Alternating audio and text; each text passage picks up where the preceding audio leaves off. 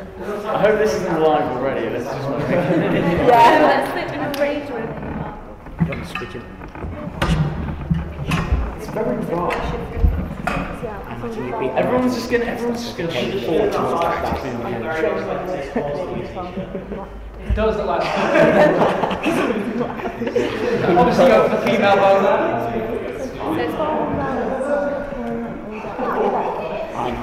There's no H there. That'd be a really awful spot. Oh, I missed that. Yeah, oh god. Apparently I put an E on the end of it. I was so upset about it. I was like, I'd been waiting for it to go online and someone was like, but literally, Okay, Christ of it. Nothing but holes. Hi guys, and welcome to the Students Officers Debate 2012. Apologise for the delay that we've had here with a few technical problems, but they've sorted themselves out now. We're Forge TV. You can find us on our Facebook page. If you've got any questions, then just put them on there. You can put them through to our Twitter page as well. You can also use the hashtag SUVote, and we can try and get your questions through to the candidates today. So the first people that we have are the Activities Officers that are running for 2012. I'm just going to ask them a few questions that a few of you have already put in. But if you've got anything, then please send us a question and we can get it answered. So to start off with, I'm just going to let you introduce yourselves to the people watching, and if you just tell your name and just a little short bit about yourself, that'd be great. Hi, I'm Emily O'Connor. I'm obviously running for Activities Officer. I'm a third year history student, and I'm super passionate about being involved in the union. So. Hi guys, I'm Woz, and I'm also running for Activities Officer. I have ridiculous amounts of energy, enthusiasm, keenness and passion, so yay! Hi, I'm Lisa Hall. I'm running for Activities Officer as well. No guess there. I'm a third year geography student, and I really want to be involved with the union because I just love being involved in it already. Hi, I'm Jake. I'm a first year archaeology student, and I want to be Activities Officer because I'm super passionate about societies. Hi everyone, I'm Kat Tibbs, a third year history student, and I would love to be Activities Officer because I'd love to represent you. Hi, I'm Tom Dixon, also running for Activities. I'm a third year zoology student, and I'd really like to be Activities Officer so that to give each student a chance to have their own amazing experience while at university. Hi, I'm Claire Haynes. I'm a third year philosophy student. I've been involved loads in the union since starting in Sheffield, and I really just want to be here for another year and convey my passion and be able to work with such a diverse range of students. That's great. So the first question that we're going to have, I'm going to direct this to Lisa first. So around the time of the injunction, the university proposed an injunction that almost banned all campaigning on campus, and this would affect all the political and campaigning groups that we have within the university. Do you feel restrictions should be placed on campaigning on campus? And if you do, how far should that go? I wouldn't say you should ban it completely because then how do you can't get your message out to everyone? So like everyone today, we've all been on the concourse today, everyone's together, all getting on. Like there's no there is rivalry obviously, but it's all been nice and everyone's campaigning together.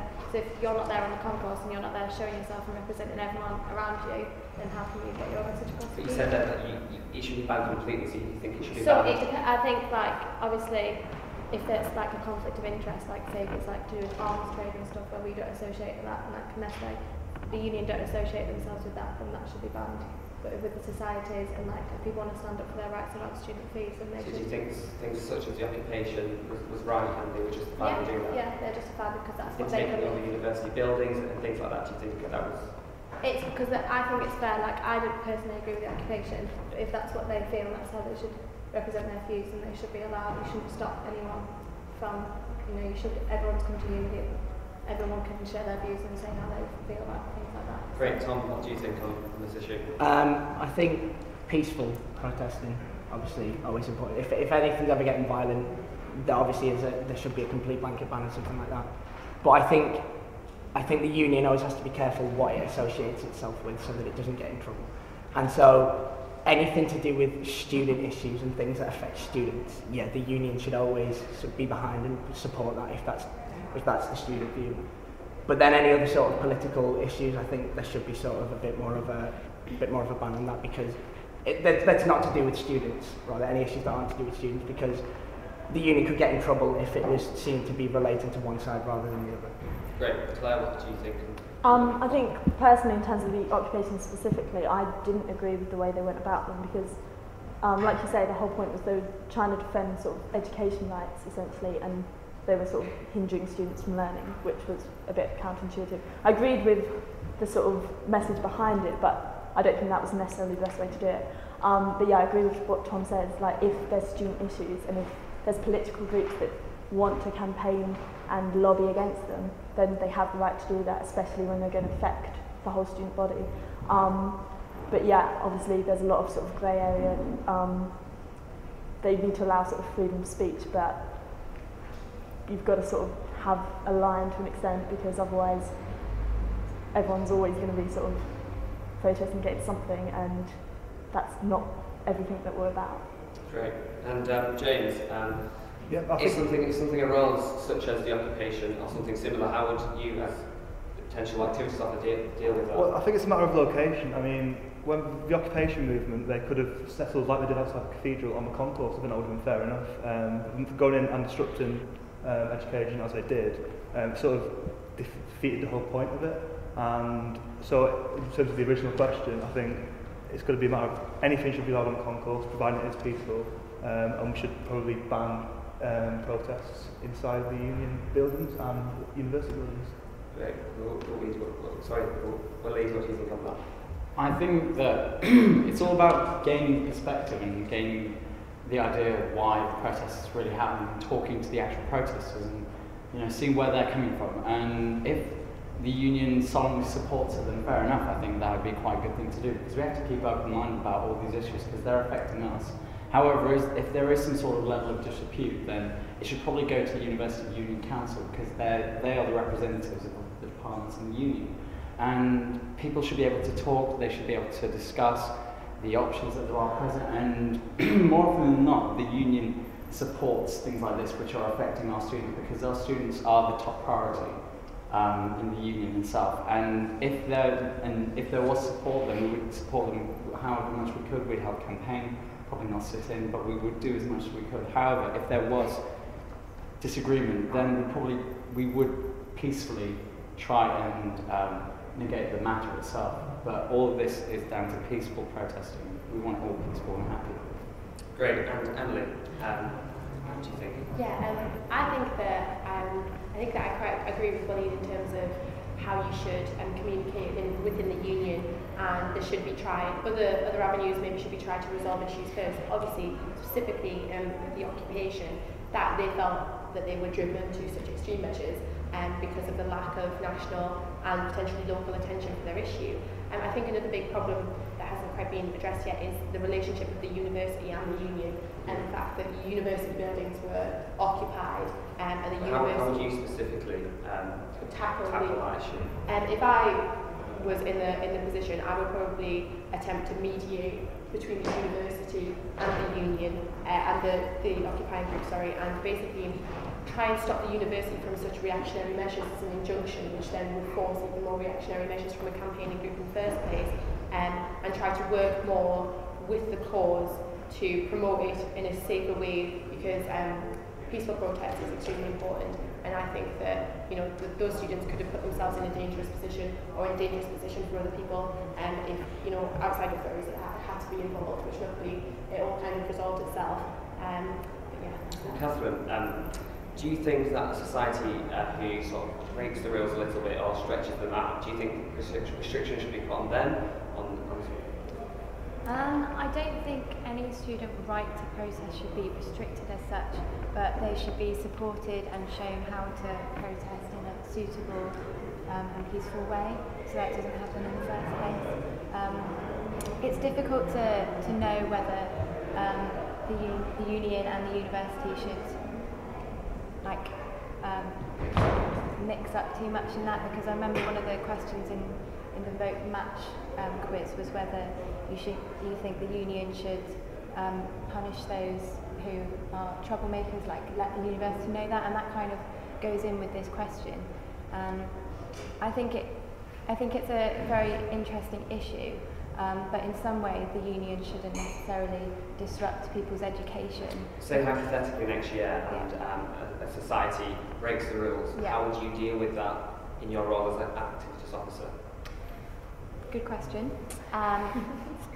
I would obviously be there for support, and I would have to address but again, sorry to interrupt, but a group that's broken the rules, do they need to then be punished, or do they need to be sanctioned in some way? It's difficult to know whether like their like union activity as a society should be stopped, because I'm sure like not the whole society would have been involved in it. So I'd have to talk to the individual members that took part in the activity, and then talk to them as a whole group themselves. But obviously, like they should have some repercussions for their activities. So certainly, I'd be there to talk to them and sort things out in the best way I could. Great. And Tom, just another quick question. An issue that was raised in a council meeting a couple of months ago, or just recently, was regarding the pole dancing society. There was a lot of controversy around it, whether it should be disbanded or whether the union should allow it to continue. What do you think should have happened? Do you think it should have been allowed to continue? And do you think there should be restrictions on societies? How far they can go? With pole dancing specifically? Specifically and sort of generally as well. Okay, so first with pole dancing specifically, I'm a member of Societies Committee, and as Societies Committee we allowed pole dancing to go through because their activity was, they didn't say that they were going to be doing performances. It was an activity that was liberating for women, and it was going to be contained within rooms. It wasn't explicit. It wasn't anything to do with that it has its bad connotations with stripping and stuff like that. And so that's why we accepted it and allowed it to go through. And so yeah, I do think it should have.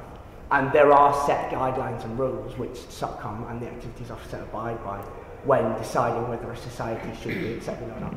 And if they are abiding by the rules and there is enough interest in a society, then yeah, I think they should be accepted. But there is obviously limitations in terms of if someone wants to start a society that has quite a contentious issue, something that maybe is a bit too radicalist, and I think that's always down to the activities officer with Societies Committee to decide how if it's suitable to have the union have a group that represents those kinds of issues. What do you think? I think personally, I think, correct me if I'm wrong, but one of the reasons they were allowed to go through is because they were marketed as pole fitness. I think obviously the health implications was one of the reasons it genuinely is, a healthy activity. I think it should have gone through. I think they made the right choice. I understand why it went to council and why there was disagreement. But I think a lot of the reasons why people thought it was too much of a contentious issue was all hypothetical situations. They thought it might lead to people going into that trade possibly being vulnerable, manipulated, but it was all sort of far too hypothetical. None of it was provable. I think, yeah, like Tom says, if there's enough interest, if it abides by the quite strict, I think, guidelines, then there's no reason why it shouldn't, as long as, it is abiding by them. So, yeah, in that James, case. how do you think you can work with Societies Committee if you were elected to ensure that those rules were sort of adhered to and, societies could... Yes, well, I've recently gone through the process of setting up my own society in conjunction with a friend, and the rules are quite clear. We know the rules, and if a society abides by the rules and is setting up within the rules, then there shouldn't be an issue there at all. And they are clear.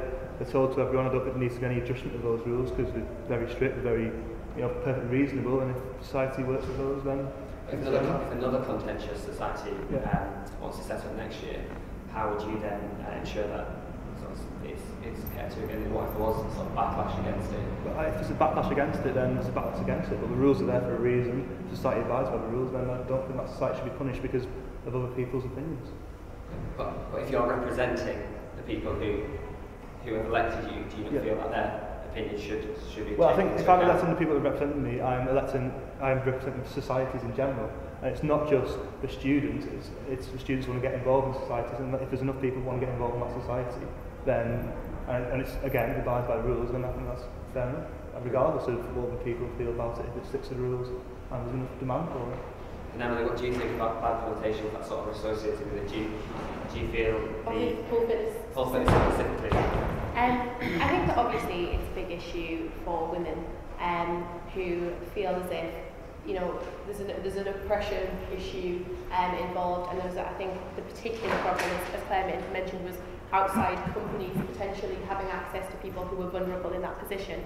But I don't think that I think what happened was right, and I think the society should have gone through because of the emphasis on fitness, and I think there should be the appropriate safeguards in place that if anybody at all who was a member of that society felt that it was going in the wrong direction, or that they felt vulnerable, or that anybody had inappropriately approached them from an external company, that they could immediately come to the activities officer, come back, and there should be an ability to recall that and look at it again if a problem arose. But I think it's always a problem to say that as an activities officer you will represent everybody at the same time, and I think that's why feedback is so important, and really everybody should be able to give their opinion on it, and there's no reason why in future, if another contentious issue arose which was so contentious that a lot of the student body knew about it and people had really strong opinions on it, there's no reason why there couldn't be some sort of referendum or poll held online where people could express those opinions, so you see how the student body truly felt. Great. Louise, what do you think on this issue? Well, with the pole fitness thing, first thing most importantly to stress is that we are a students' union. We're run by the students. This is a democracy. This is equality itself. We are an ethical organisation led by values and everything like that. And as long as we follow those values, democracy is the best thing.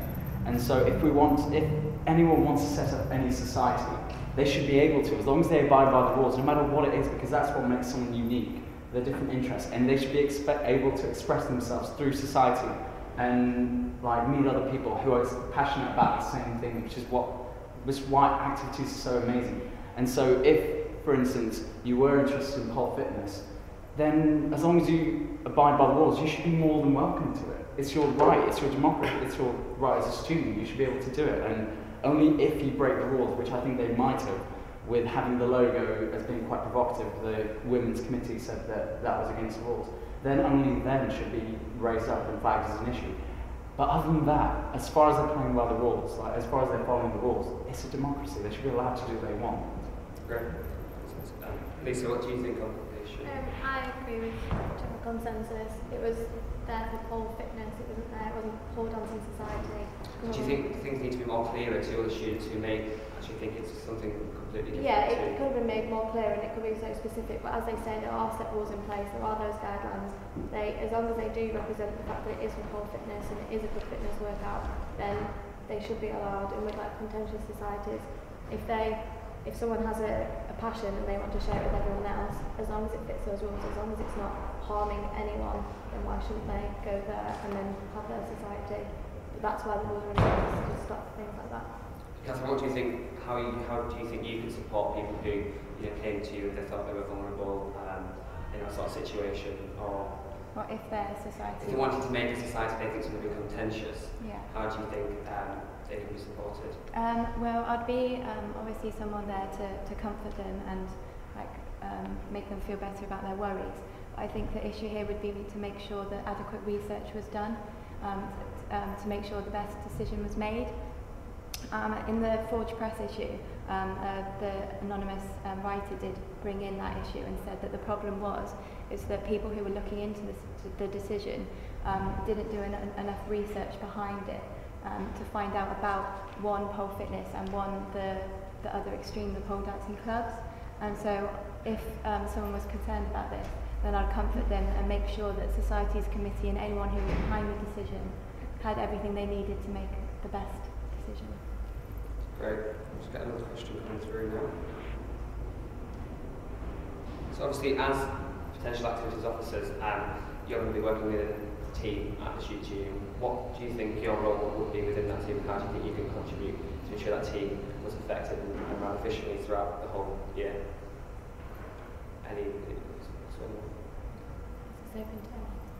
Sorry? And to anyone, yes. Sorry. Okay, I'll go first. I'm on the committee that's in 6, I'm on the committee that's in 14, so I know what it's like to work in a team, I know what it's like to help other people in their role, and so obviously you don't just stick to your own role, you're in one big team, you help and you support each other. So if I could contribute good teamwork, I can contribute help and comfort for everyone, they work well as a team now. And there shouldn't be you shouldn't just stick to your role, you shouldn't be so segregated. Your role there as a team to represent the students. So, and each role will conflict with another role, one way or another. So activities in finance, sports and finance, like it's all quite important at the present. You know, you've got to work with them and oversee things with everyone else. So I think that teamwork is really essential, and it is essential to be integrated together and not segregate yourself. Okay. And does anybody else got Yeah, I'd like to come in on that one. At college I was in a very similar system. It was an officers team. You had your individual responsibilities, and that was great. You looked after yours, but you supported each other and you helped out with the other branches of the officer team. President was looking after us, and it is just about it's just a support system for you. You know, if you feel you've got too much work on, branch out, help and support each other. I think that is a big part of it. Obviously, officer team at the moment are all quite friendly, so they get to know each other quite well, and they work together very well. But I think a big part of it as well is just making sure you do your job to the best of your ability, really fulfilling your position to make sure that there isn't any slack that any of the other officer members have to sort of take up, and then that could cause conflict between the officer teams. So I think really someone who is passionate and enthusiastic about the job and doing the job properly in the first place would ensure a cohesive and easy running officer team, as well as and conflict isn't necessarily that much of a bad thing on an officer team, because I think differing opinions can really work well over a table. Well, it looks like you're trying to get a word in edgeways there. Sorry, buddy. I think the beauty of the activities officer position is that there's so much creativity going around, there's so much passion and enthusiasm about everything, and that can be related to any officer role, and you can link in society's activities and just general fun, and that's what links officers in the most with each other, because I've hung around the officer corridors quite a lot, and they just seem to have so much fun. They have so much fun, and I think that's the most important thing, that they all get along, and activities definitely does that in regards to creativity and just sheer happiness. So yeah. Tom? I think, obviously, yeah, as Emily was saying, you know, you've got to make sure you do your role as best you can. But I think, back to the original question, which was, you know, how would you work best as a team? I think a lot of the roles do have things that they can work together with. So women's officer and welfare can work together for certain things, and sports and activities, as much as they're two separate things, they can work together on issues like the websites and how things are running like that. And not only that, but I'd have to disagree with the point that was made earlier and say that I think rather than a conflict, sometimes conflict can happen within the officer team, but I think as a team they should be able to, you know, unite with each other. So if, for instance, when we were, you know, going down to the protests against the rise in fees, they all needed to come together for that. And I think it is really important that even if there is conflict, that they are able to resolve it quite well. More specifically, what do you think you could do, or you could bring to, if there was an issue of conflict? If there was, within the officer team. I think it's being able to reason with people. I guess I've been part of society since my first year. I've been on committees since my second year. So there have always been situations where within the team there might be a split opinion. And I think it's always about coming to an agreement. I think, you know, you're not going to get anywhere if you're forever just battling within your team. So it's about, okay, let's come to somewhere in the middle. You know what I mean? I think I'll be able to do that. Great. Anybody else got anything to? Yeah, just quickly, like, I think a lot of conflicts possibly arise, obviously differing opinions, but also just misunderstandings. Obviously, everyone's got all their different roles. All the officers are so busy that they might not always be kept in the loop. So I think just maintaining communication, just really listening. And then I think if there are conflicts, it's likely that things have possibly just got sort of lost, and yeah, just making sure that time's set aside to actually sit down and understand what everyone's doing, so that everyone is sort of heading towards the same vision and things like that. Great. Anybody else? No? Great. So one final thing, just from left to right. If you could describe why you think you should be activities officer, and not something generic and something that's on your manifesto to show them look like it's, you know, to everybody, something specifically why people should vote for you in this election. Oh, exactly. Something that's not on my manifesto, which is quite comprehensive and everything's on the website, so you can all read that. But I really believe that student union involvement is the key to the university experience. It's so fundamental, and it's, at the end of the day, touch wood, hopefully everyone comes out of university with a degree, and then you're in a job market where, you know, there's not much differentiating you. And I really think that union activity, being involved in societies and charities, faith groups and volunteering in the community, that helps you build as a person, and it gets you so much more from a university than just a piece of paper and a class of friends. So I really think that's why I'd make a good activities officer, is because I'd really promote this and just, I'm so passionate about it. So. Great. I'm going to avoid the word passion because I think it's going to be used quite a lot. Basically, I don't know, I just have so much enthusiasm for activities and everything like that, because even though I do like my course a bit, I'm so much happier in activities and just really want to get everyone involved and just have that, like one big family almost, and just have everyone being equal and just having a great time with each other and meeting new people. And that's what it's all about. That's what your university experience is all about. It's meeting those new people, making those friendships, and having an incredible time.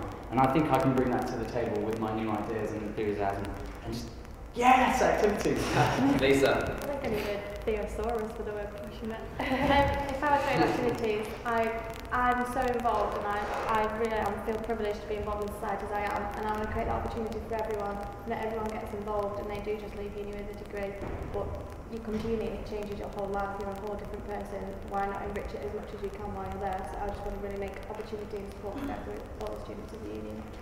I genuinely believe, that activities is just one of the most important things. Obviously, your degree, that's why you're here, but activities, I've got involved in so much, and at first it was a bit daunting. Oh God, I've joined lots of societies, going to be lots of time, but it's an enjoyment. It's not oh, I've got to go to a meeting for now. It's not get in, I've got a meeting tonight. That's my night sorted. Because the friendships.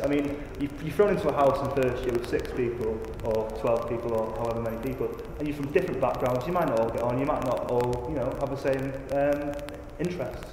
But you go to societies and you go to societies that have your interests. You go there and you meet people just like you, and I think it's so vital that everyone just gets involved. And I would love to ensure that happens. That's great, James. Thanks. Catherine? This is a very, very difficult question and put us all on the spot, especially saying that without the words passion or experience. So but why me? Because, well, everyone has already touched on it, but through my time at Sheffield, I've built so many skills that I wouldn't even thought that I'd have the chance to get to. Like public speaking. Before I would be shaking, I'd have a little sheet here and I'd just be a mess. So there's all sorts of skills that I've got now that I just never thought that I'd be in touch with. And this is because of activities. It isn't because of the lectures that I've sat in or the seminars. They're okay. But it's the times that I've spent on committees, and I've just absolutely loved meeting so many people.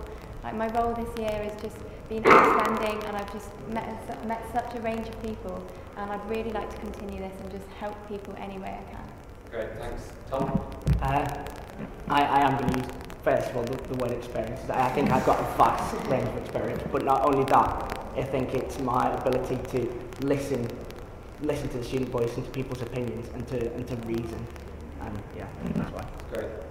I'm going to try and avoid the whole experience and passion thing, because that's the reason we're all standing. Obviously, we all have that. We're all involved. I think one thing that possibly sets me apart is that it sounds a bit silly, but I really love people. Like, I genuinely just think they're fascinating, especially at uni with 25,000 people. You meet so many different people, and I really just want to sort of talk to people as much as I can one-on-one. Rather than constantly shouting at them on the concourse, lecture shouts. I really want to actually engage with people and see sort of what makes them tick, and by doing that just really reach out, and I just want to meet people and share my enjoyment. Thanks very much, guys. We've just got a quick question from Chrissy Mayer, and she wants to ask some of you, what would you do to get non-traditional students involved, such as mature students and people who are sort of parents and things like that? So sort of open to the floor. Okay, I'll go first. I think the main thing that would get more people involved would be the whole cooperation idea. It is on my manifesto, so I won't go into too much. But I think at the moment, with so many different student groups, and at the moment they're just unaware about what other groups have got planned and what they're even doing. I think societies in particular, they tend to send empty emails out with little specific details, and they just end up being fruitless. So I think non-traditional students could get more involved by just being able to find out what other groups have got planned in the first place, so then they can register their interest more easily. And how would any of you specifically do that, to tackle the problems. Thank you. Yeah, I would really emphasise the role of inclusions officers in societies because they're extremely important, and they do get training at the beginning of the year. But I would hope to provide a continued support network for inclusions officers who could come back and relay ideas about how they feel that within their specific society they could target people who may not think that they are, that society is for them. They might not have thought of that, how to involve people who are slightly removed from the norm. And I think that inclusions officers are a really great tool for activities officers who can't be everywhere at once. As much as you want to publicise everything, you want to be there to make people get involved. It's not logistically possible, so inclusions officers could definitely be a way to permeate different societies, charities and groups, and really get people to get them to spread the message, as it were. Has anybody else got anything? Yeah, I think there's tremendous sort of self-publication within societies. As you said, send out blank emails to all the people that stand up in Freshers Fair. But there don't seem to be much outward publicity in forward press throughout the union about the actual what this society's doing when this society's having such event. I think if that was utilised more, then more people would know what's going on. Non-traditional students and just normal students, and inclusion would increase massively. I think it'd be really good to have a committee for non-traditional or mature students to get involved with, because I think that's a really good way to, I don't want to round up, but to get everyone together, to get everyone on the same page so they can all get involved, and then they can all spread messages about every activity or event that's going on. And so if there is a committee, then they can all go to events, go to new societies all together and really enjoy it and be included, and with the help of that inclusions officer being really prominent, could really go into that society with so much ease and just start enjoying it from day one. That's great. Sorry, we've just run out of time, I'm afraid. Thank you all for coming and answering the questions, and good luck with the election. Thank you. Thank you so much, guys. We've got welfare officer up next, so stay tuned.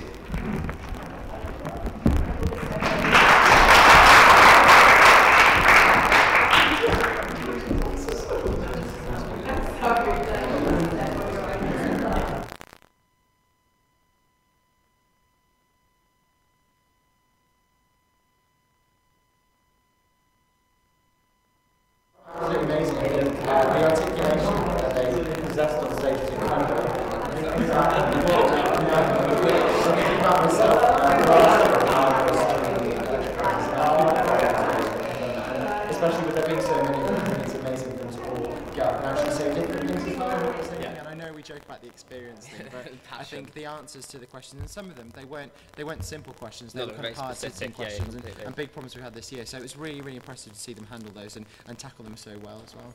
That's great. And how do you feel your job could develop in the future? I know you've taken a lot on, and you've sort of you have developed it by doing things like LitDub and other events. How do you feel like this role can now develop into 2012 and 13? I think currently we're writing our new strategic plan for the Students' Union. One of the key factors is opportunities to develop, and that really links in with activities, employability, sports clubs and societies.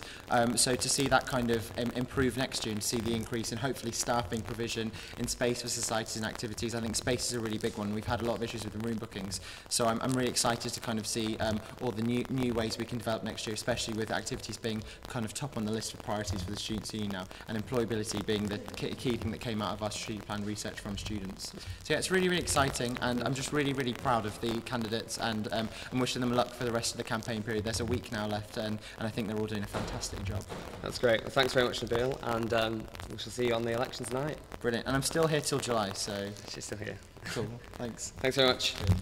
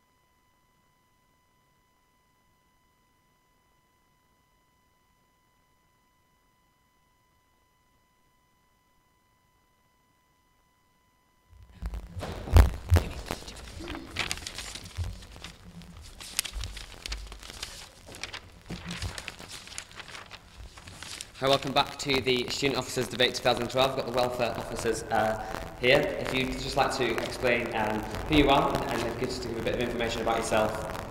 So we'll start from left to right. About policies or just about... Just about yourself, yes, about you. Hey, I'm Helen Howard. I'm a third year history student. I'm the welfare officer. I'm currently the president of Bafitlhile and involved in a few other societies and looking to do something different, and I really care about the welfare of students, so I want to get involved in that. I'm Oscar Hastings. I'm a third year psychology student. I currently chair welfare committee as well as societies committee, and I sit on union council as well. Very similar to Helen, student welfare is one of my great passions, and I think that there's a lot of work that needs to be done over the next 12 months given the rising fees that is going to occur to make sure that student welfare is at the heart of the university and the union. Hey, I'm Sarah Bailey and I'm a postgrad law student, having done my law and French degree here as well. I currently play women's football. I'm a residential mentor in English Village, and I've been on a few committees and had roles of responsibility as well, like these guys here. I'm John Glee. I'm a third year human geography student. I'm on union council like people here. I work as the men's welfare rep already for the LGBT committee. I work as a student consultant for various mental health projects around the university. I'm really passionate about student welfare. I've got loads of experience and I've got loads of really concrete policies. Great, so that's just a bit about yourselves. Now more specifically to a question. Now, quite a lot of welfare issues just pop up. You can't predict them, and you know, sometimes actually it's quite difficult to deal with them quite quickly and efficiently. How do you think you can prepare yourself to deal with sort of issues that arise you know, without sort of knowing? I think that's just the same as in life, really. Things are going to pop up, you just know how to react as best as you can to them. It's a great welfare committee in place in the university that can support you and help you decide what to do. Yeah, you've just got to do the best you can. But how do you think specifically you could deal with that situation?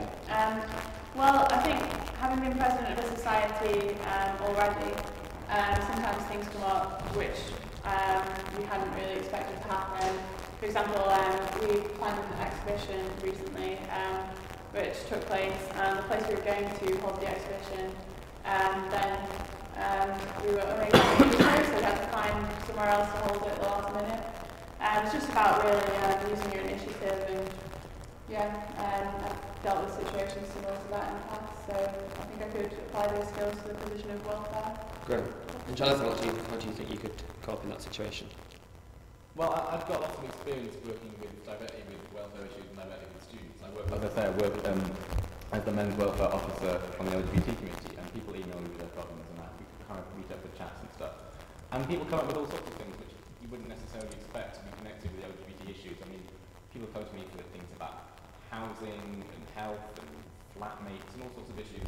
You wouldn't expect them, you don't necessarily have all the expertise in exactly their individual field, but one thing which has certainly given me the skills in this area has been the idea of signposting. Like, the welfare officer cannot do everything. It's not their job to give advice and direct support to individual students. They're not counsellors, they're not social workers. So what I think I'm very good at is signposting directly to the right services, the counselling service, the health services.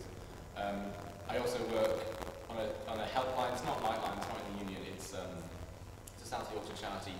Quite similar to Childline, but just specific to South Yorkshire. Children growing up with all sorts of problems, been physically abused, sexually abused, run away from home, it's terrible things, and I do have training in these issues, and I know the most important thing is to be there for them, but also to understand the limitations of your role, and understand where to go to the right people, and to send them to the right message to get them the help they need. Sarah, what do you think? Well, I agree with John in that it's essential to have a strong support mechanism already in place and to make sure that the services and support are well promoted and people know about where to go. So when you find out about the problem, you know that there's someone there that you can signpost someone to immediately. But also, like yourselves, you need to respond to, like, if there isn't such a service or anything, you need to then think on your feet. And I think the lawyer in me will probably have a logical way of thinking and then just tackle the problem head on, deal with it, because being a residential mentor, we get a lot of issues which could just crop up. Sometimes they can be quite small things, sometimes they're big things, but they all matter to an individual, so they all need addressing. So we just try and deal with it as best as we can, and then use the support mechanisms that we have around us to signpost so everyone can get what they need. Great. And Roscoe, what do you feel on this? Yeah, no, the welfare officer has to be very proactive. It's not a role where you can react to things after they occur. You know, you've got to be on the ball all the time.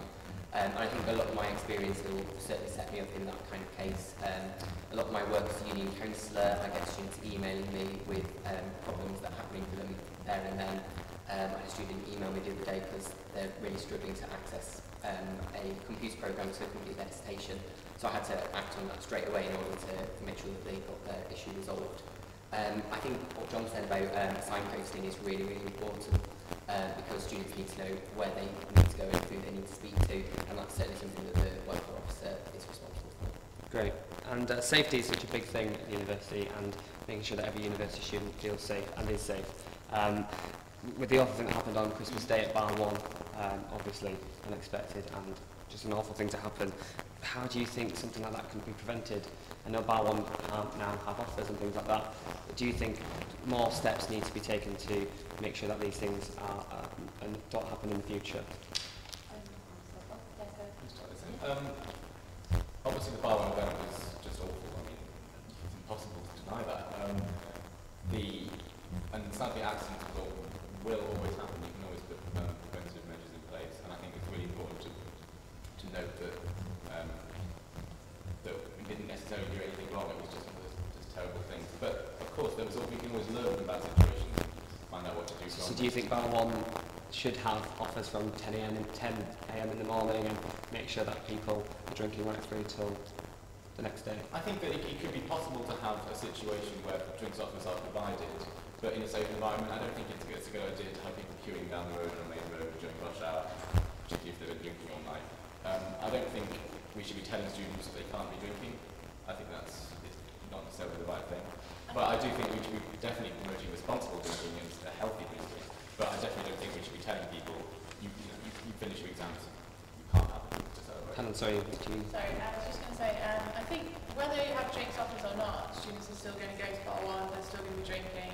It's the end of exams, it's the end of nearly the Christmas holidays. I don't think it's the drinks offers so much which are the problem. I think it's more the idea that people are going to be drinking there all day.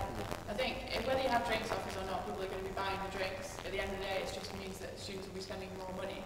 And obviously they don't have much anyway being students. So I don't think the drinks offers necessarily should be stopped. I think there should be more emphasis on responsible drinking. Obviously people need to be able to, in the bars, like whether the students are too drunk to be having a drink, but it's difficult then as well if they have their friends buying drinks for them.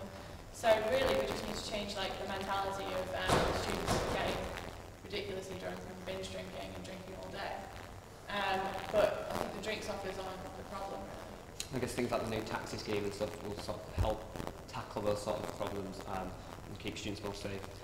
Sorry, Russell. I think the union, because obviously it's just undergone its alcohol review following the incident, I think we really need to look at the practices that have kind of gone on for quite a long time now and kind of look at what we've done but also now where we need to go. I think some of the drinks offers that have been offered in the past aren't very suitable. 2 pint glasses, in my opinion, shouldn't be offered. But I think the steps that they've put into place, such as the minimum pricing policy that the union has, and also with the alcohol policy that is now being looked at, I think we've got some good steps in place to kind of look at next year and see where we go from here. But also I think that we need a better drink aware campaign. The National Union of Students has its Don't Let the Good Times Go Bad campaign, which hasn't really seen so much of an impact in our union at the moment, and it's something that I'd really like to bring in over the next 12 months if I was elected. Great. Sorry, yeah, absolutely.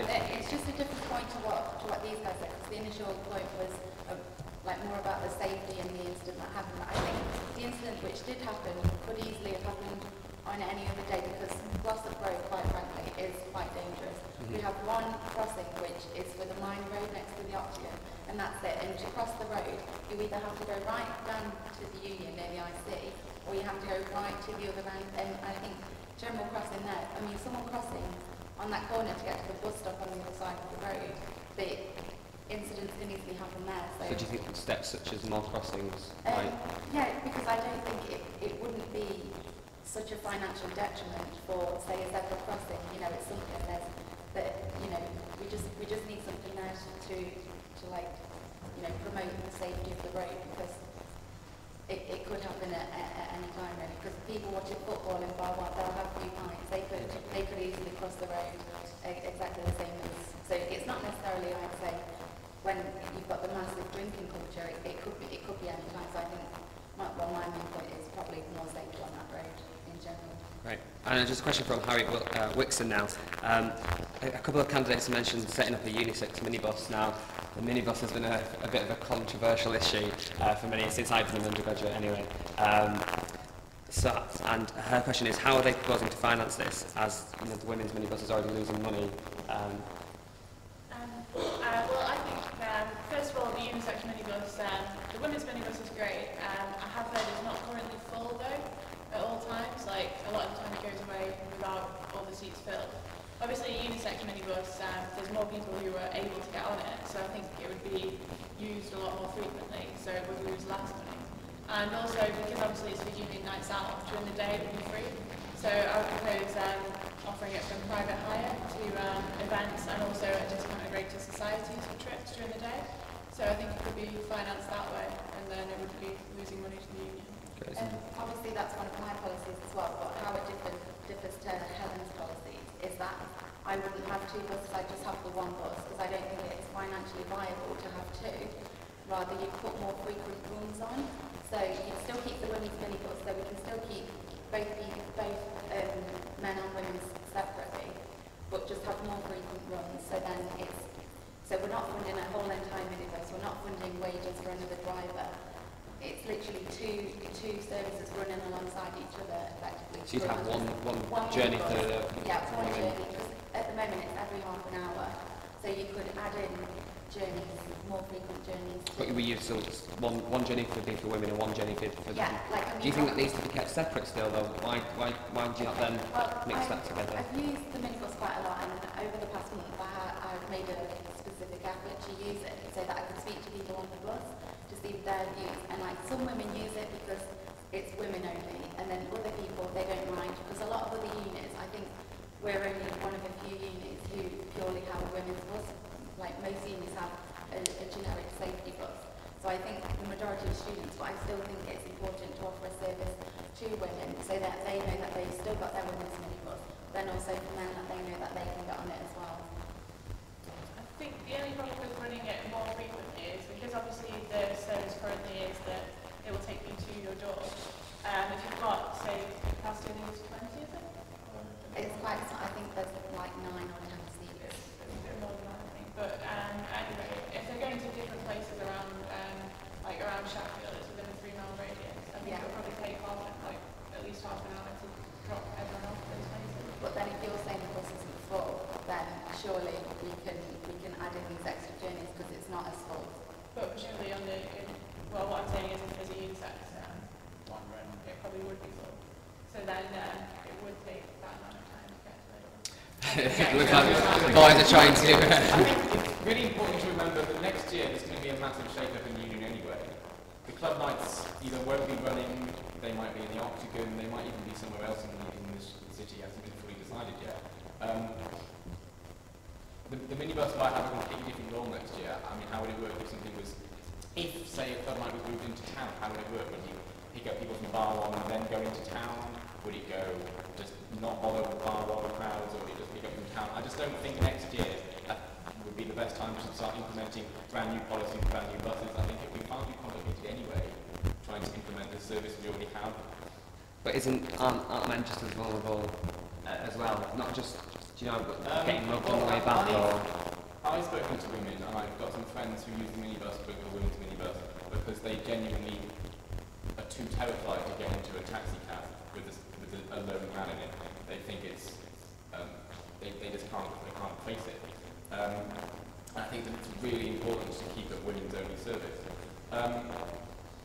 I do think, though, that there could be a demand for men, but I just don't think it's quite the same level of demand, and we have to be financially realistic about what we provide. It would be great to have all sorts of services running. It would be great to have a night. There's a new night bus, the N52, which runs, but again, it's not a particularly brilliant service. It's quite expensive. It's a slightly odd route through town.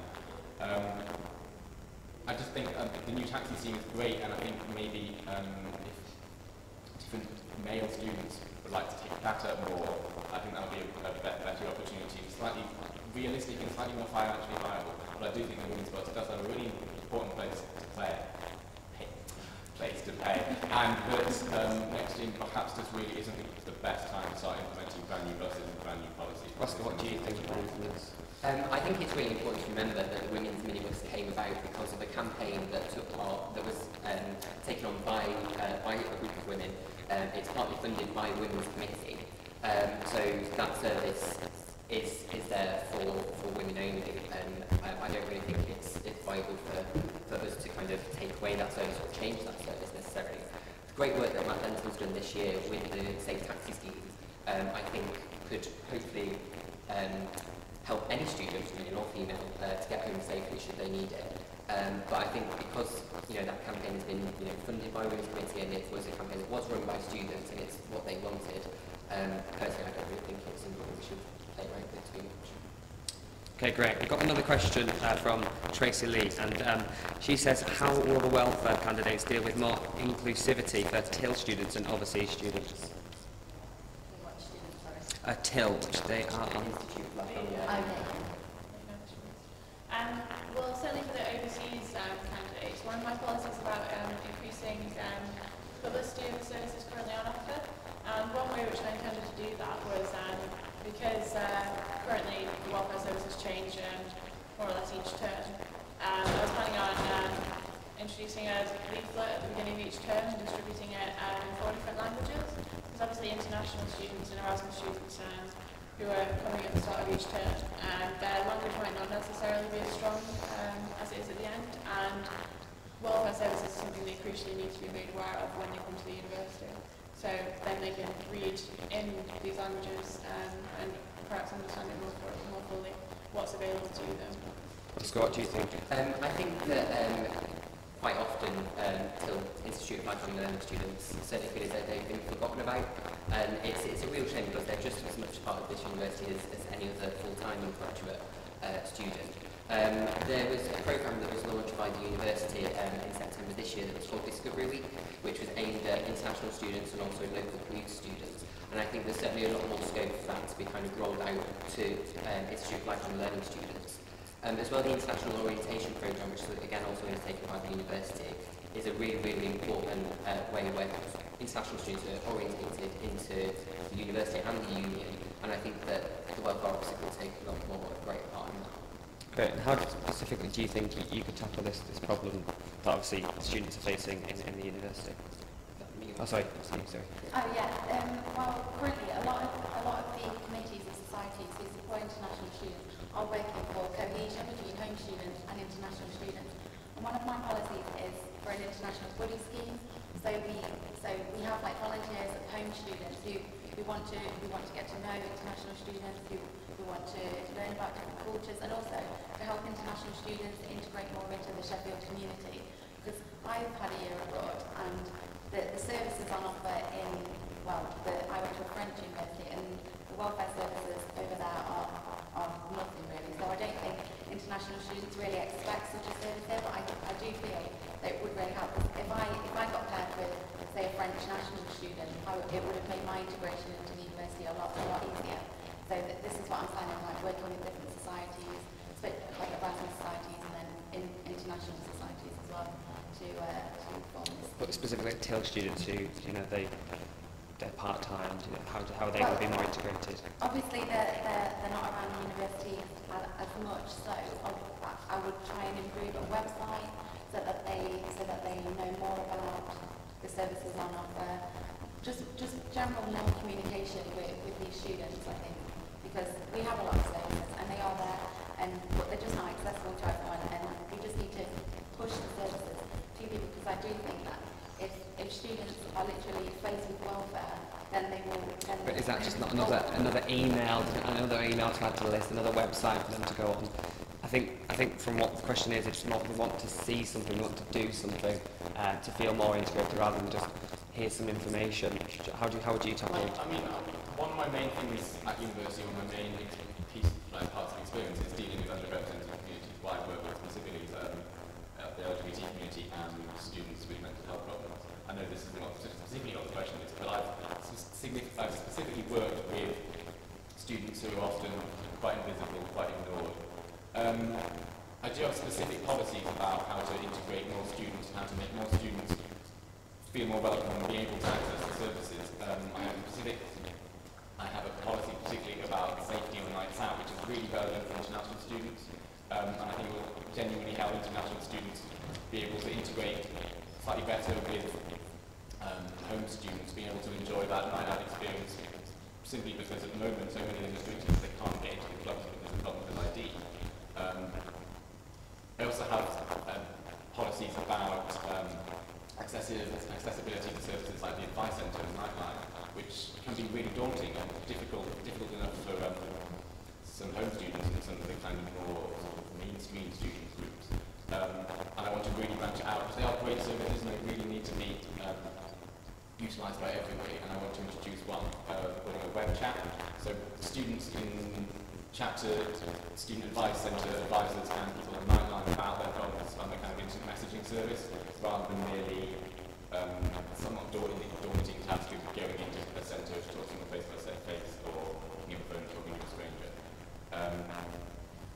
So I think it's really important. Inclusion is really important, and the obvious one in terms of integration with societies is the inclusions officer, which I think is perhaps a somewhat underutilised position in societies. Often it's somebody who already has a role. It's kind of a bit of a box ticker situation with some societies where it's like maybe like the treasurer will do the training just to kind of get on with it. I think it would be really great to have an inclusions officer as a separate role, a specific role on as many committees as possible.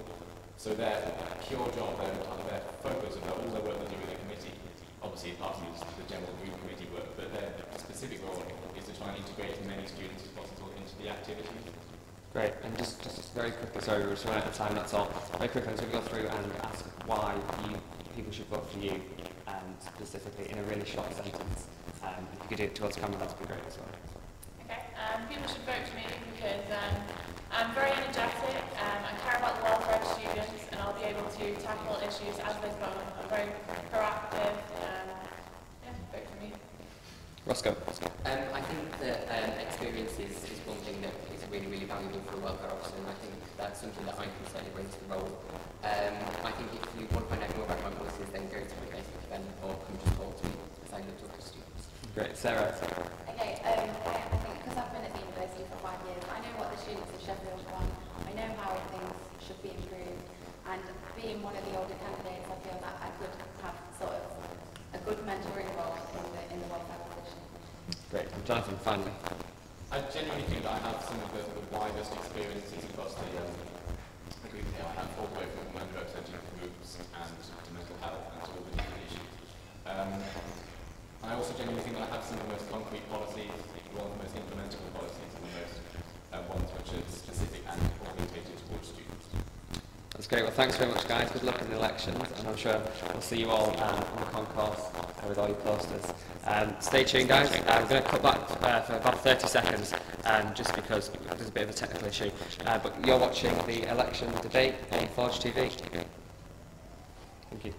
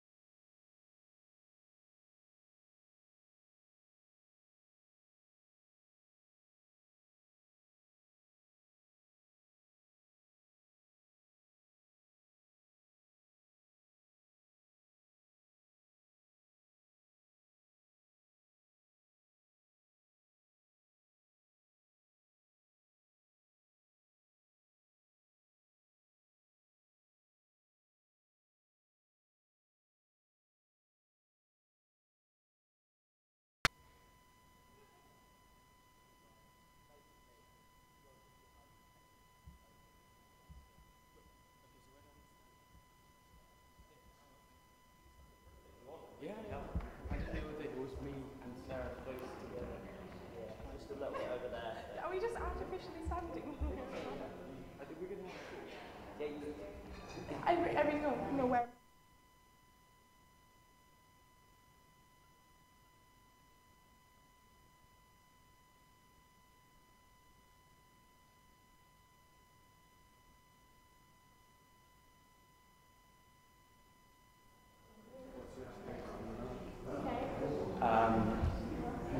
What are you looking for in the person who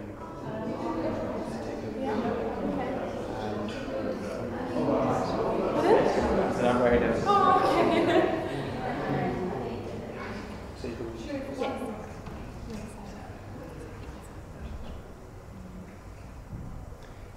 Right, so I'm here with Sarah Charlesworth, the current Women's Officer, is that right? Yes. Now, I want to get straight into it by asking you, what are you expecting and anticipating from the person who comes to take over your role? What I'm expecting? I'm expecting a woman who is quite passionate about women's issues and is ready to campaign and think ahead about the issues that women might face in the year to come, and just generally trying to make some change, I think, yeah. And yourself, when you were in the role, obviously it's quite a demanding role, as are any of the officers. How did you deal with it? And did you gain as much from the experience as you gave out into it? I think I've gained a lot of experience, and hopefully I've put a lot into it as well. I think one of the main things is that you have to really care about students and have to really care about the issues that are affecting them. But also you have to work as part of a team and ensure that you're working effectively as part of a team, and trying to ensure that there are different strengths within a team and different strengths within an individual, and just play to those. I think that's a big one that I've experienced this year. And as I'm sure you've experienced, there are some tasks that they require more time. Over the years they need to be built upon. Are there any that are outstanding that you think that the next Women's Officer should aim to tackle? I think that the biggest issue is probably women's representation. Just generally getting women to run for certain positions, getting women to really just go for things without feeling self-conscious or losing their self-esteem and things like that. And I think that's a big task that it's not just in Sheffield, it's nationwide. And I know the national campaign are really trying to deal with, particularly just in general, underrepresented groups. And I think that's going to be a task for many years to come, to get more women to run for things, leadership positions. We haven't had a woman president in 10 years, so I think that kind of speaks volumes and suggests that it's still something we need to keep making progress on, and hopefully the next Women's Officer will do so. Fantastic. So it really is a time of great expectations. Yes. And I know that you'll be eagerly watching to see who steps up in your place. Definitely. But Sarah Charlesworth, thank you very much, and I'm sure you've done a very great job as a Women's Officer. Thank you. Thank you very much.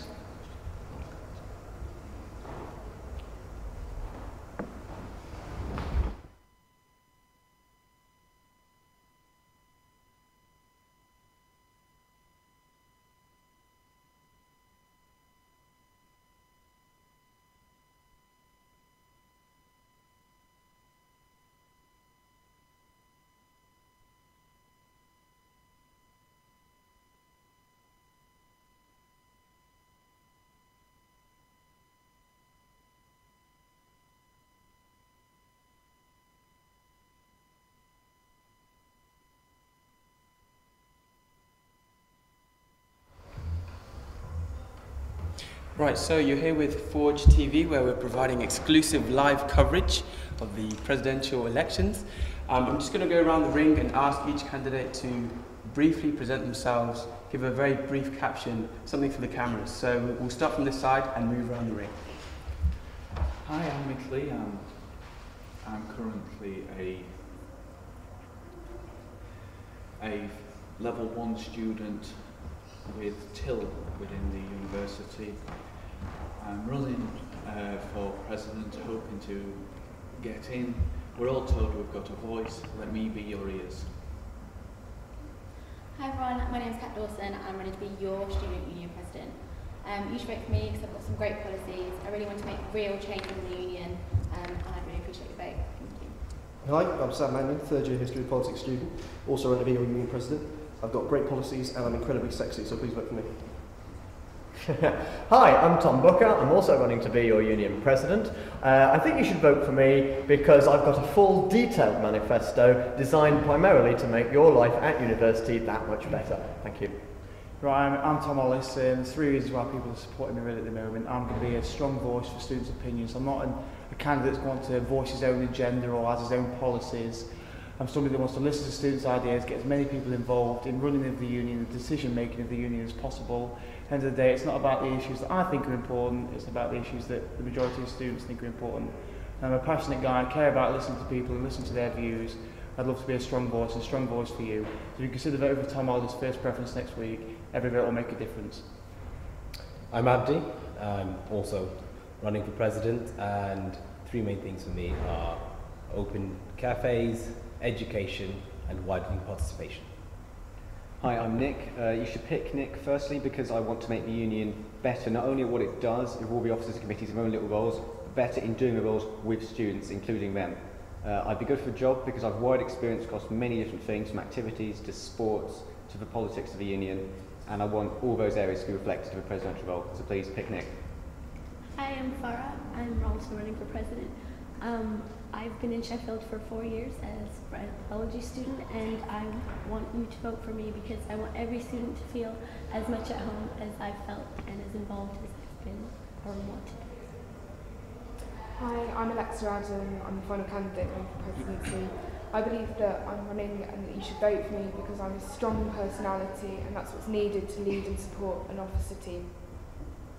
Right, so those were all of our candidates. Now I'm going to throw a question, into the arena, and it's free for you to pick. It's free picking, but I don't want any fisticuffs. And the question is, what makes you more suitable than the person sitting next to you to take up this role? So, please feel free to discuss, but let's have some order in this conversation. Yeah, I'd like to start this one if it's okay with everybody else. I feel like I've got a different philosophy to the other candidates. Like I said in my opening statement, I'm not somebody that wants to list his ideas A, B and C. Obviously I've got my own opinions, but like I said before, it's not about the issues I think are important and the things that I think should be happening, my little pet projects. It's about listening to students, and I've found just running my campaign, really, people are so happy. I've had hundreds of responses to my email, and I think that's one thing I've learned from listening and talking to people, and what I'm doing as president is let's just listen to people and get more ideas and get more people involved in decision making. And that would be something I'd be looking to do as president if I'm lucky enough to get in.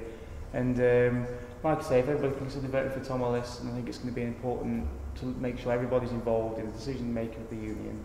So we don't know what everybody else feels. I think if I may say, I think ideas are the most important thing you should consider when you're voting for somebody for president. After all, this person, whilst leading an officer team and without a specific portfolio, they still have to oversee everything the other officers do. And if they have ideas themselves, it lets you know what their background is, where their values are, and I think you couldn't possibly vote for someone if you didn't know what those are.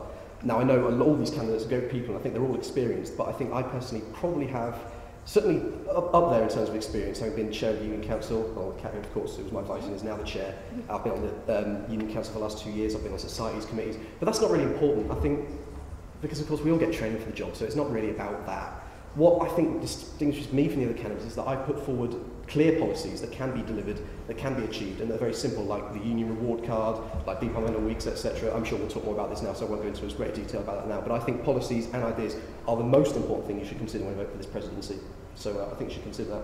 I think for me, what sets me apart from all the other candidates, although they're absolutely brilliant, is that people forget about the role of president as a supportive role to the other officers. You have 7 members who you support. It's not about telling them what to do, sending them off on errands. It's about listening to them, listening to their feedback from the students they speak to, and taking that to the university. And that is what the president's role is. And I think sometimes that is what is lost in other people's policies, which I would bring to the role. Thank you. The focus I'd say I'd bring would be checking up the effect which policies have on students, not just the ones who are going for those particular policies or who it's most likely to affect, but the side effects, and checking our facts are right. So when we're having proposals for anything from more interaction with student people, check those policies haven't already been implemented somewhere else. We need to be straight on our facts. We also need to be careful when we're talking about fees and other stuff about not scaring people away from uni by using scare figures. We need to check our facts. We always need to check policies are doing what they say they do, but everyone is being included across all the areas of responsibility and all the officers. I think my main focus would be, and what I would bring, is that breadth and that checking and making sure everything is as watertight as it could be. For me personally, if I can jump in, and everybody's trying to say their piece.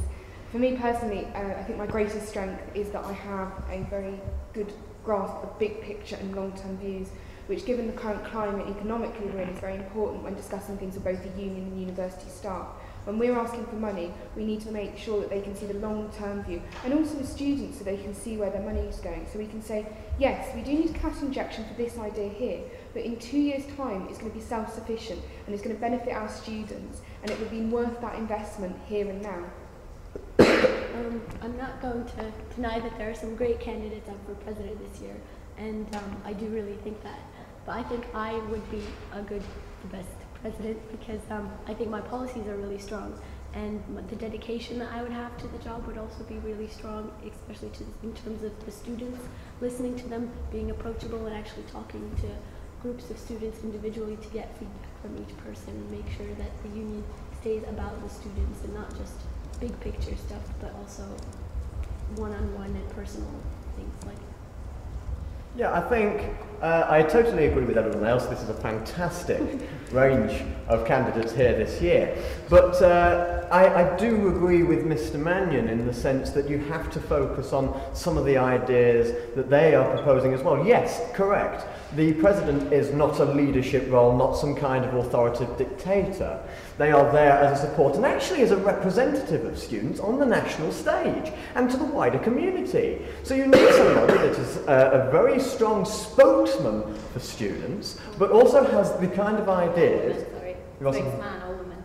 Oh, spokesman or woman, correct. But I'm a spokesman. Spokesperson. All right, spokesperson, but I'm a man, so I'm going with my personal gender here. But I totally accept that. And somebody that can represent your views at the wider level. Thank you. I'd say that the thing that probably distinguishes me is this combination of not just the national picture, the one that says that, you know, we are suffering attacks against education, and that's the thing we're here for fundamentally. That's what we came here for, and that's what we need to be defending collectively as students. And also about collectively trying to negotiate on prices about accommodation, saying, well, wait a minute, if a few years ago it was possible to run a campaign that actually saved some money from accommodation fees at places like Aincliffe and Ranmore, why is it impossible to run another collective campaign, but also simultaneously to be running the individualistic business of saying, well, wait a minute, to what degree is the union succeeding in connecting up all the different 25,000 members? How many opportunities is it offering for these people to meet? How many times are we able to recreate that freshers feeling when anyone can walk up to anyone, say hello, say hi, get to know each other, connect with each other? And for me, that's probably what would define my presidency the most. It's that combination of both the connection of the 25,000 members combined with the 25,000 members using their collective ability to win negotiations on accommodation, on education, and on actually the right to recall. Yeah, I mean, if I'd like to come back on what Abdi said there, I think it's quite interesting really. I mean, a lot of people have been talking about this idea of fees and idea of student accommodation crisis. I think what's quite important as well is, I've had some people are kind of going with the idea of like to see the fees kind of are free to everybody, which is something I support, but also many students are going with this idea of the graduate tax at the moment, which is not something I support, but if that's what the majority of students would like to see happen, I mean, I'd be more than happy to support that as president. If you don't mind me saying, I don't really think that, although our opinion on fees is of course important, it isn't relevant to the job that we would do in office. We can't do anything about fees. We can't, I mean, it would be lovely if we could, God knows, we'd do something about it, but it's all well and good doing that, but what the people really need to know if they're voting for a president is what they believe in, because it isn't good enough to just vote for someone whose sole idea is that they'll listen. You're supposed to do that anyway. That's like me saying, vote for me because I'll get my hair cut, I'll drink water. I do that anyway. You're not supposed to vote for someone because they're doing something they're going to do anyway. You have to vote, you have to demand more from the person who's going to represent you at this level. You have to demand something more than just buzzwords, essentially. It's my opinion. I think you're entirely right there, Sam. I mean, but at the end of the day, I mean, it's about if the students would like a campaign, whether it's on fees or whether it's on bottled water, any issue in the union or the university, I think it's there for the student president, for the other officers for that matter, to support their opinions and stuff. So, I mean, what else feels about that? Well, the only way those sort of things work is if the connection below the students' officers is there. Or the students' officers are only the tip of an iceberg in terms of committees and other stuff. And there's so many times when you get policies or proposals coming through Union Council, and we're involved in the union, we get really whoop about it. But many people they just don't care, and you say, oh, this is being done in your name. They're like, what? Well, I didn't know about that. That's not their fault for being uninterested. That's I wouldn't say the union's fault, but it needs to be done better. There needs to be more connection with the students. It can't just be elect us and then hope we do a good job. Absolutely. Right, I'm afraid, as the dominant voice in this conversation, I'm going to have to step in. Now, I want you to imagine for a second that you've managed to capture the attention of a mass media advertising campaign, and they're paying you, well, you have 5 seconds, 5 seconds in one sentence to explain to everyone why they should vote for you. So we're going to start from Alexa all the way around the ring. There's going to be no free-for-alls this time. I just want a quick soundbite, and then we'll leave it there. So Alexa, when you're ready. Okay. Strength is the most important thing if you want change. If you have a leader who can't be strong, who can't dig their heels in when needed, you are simply not going to get anywhere. And that is what I am, strong. I would say that I would give you the university experience of your life in terms of any aspect, whether social or academic, or just in terms of general well-being. I would ensure that the union is doing what you want, not just what it thinks you want to do, and checking that whatever your concerns are across any areas, they all matter, they're all equally valid. If given just one thing to say, I'd say hi. Say hi to each other. Say hello. Get to know each other, because fundamentally these are the people you are defined alongside. They are together between the 25,000 of us. We are Sheffield Student Union. So say hi to the other members. Yeah, I mean, also if I give one thing to say, I'd say everybody deserves a chance to involve themselves in the decision making of the union.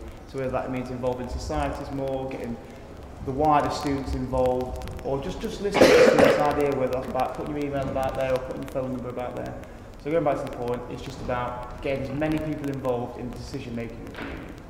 Yeah, I think you should vote for me, because not only will I act as a very strong listener and a very strong spokesperson for each and every one of you, but I also have things that can be brought to you that will make your life that much better.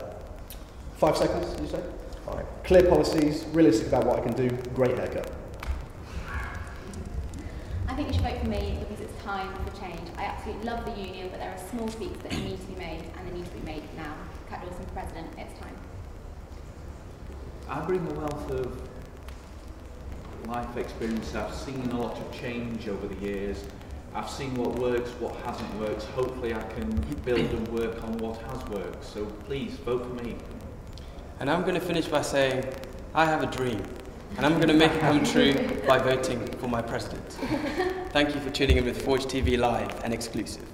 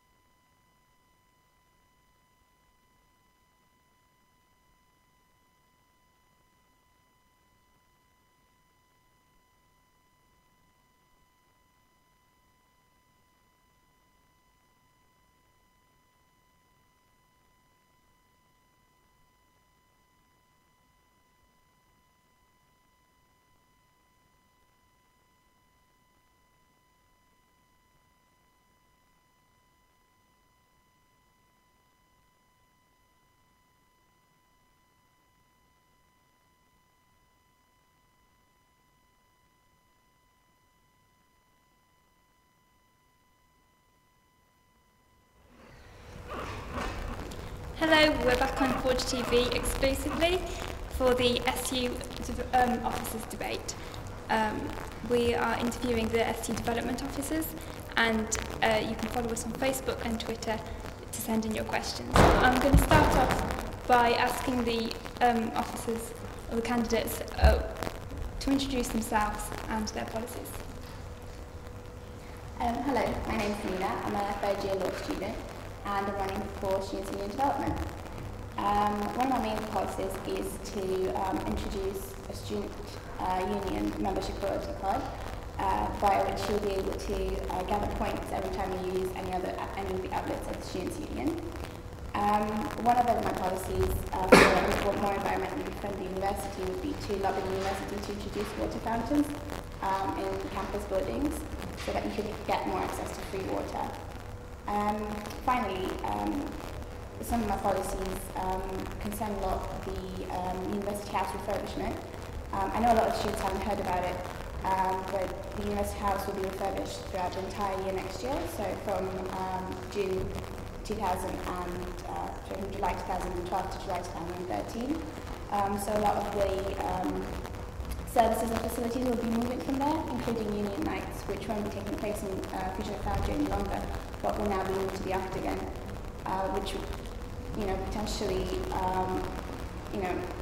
get less people coming there. So one of my policies is to kind of provide sustainable entertainment throughout this refurbishment.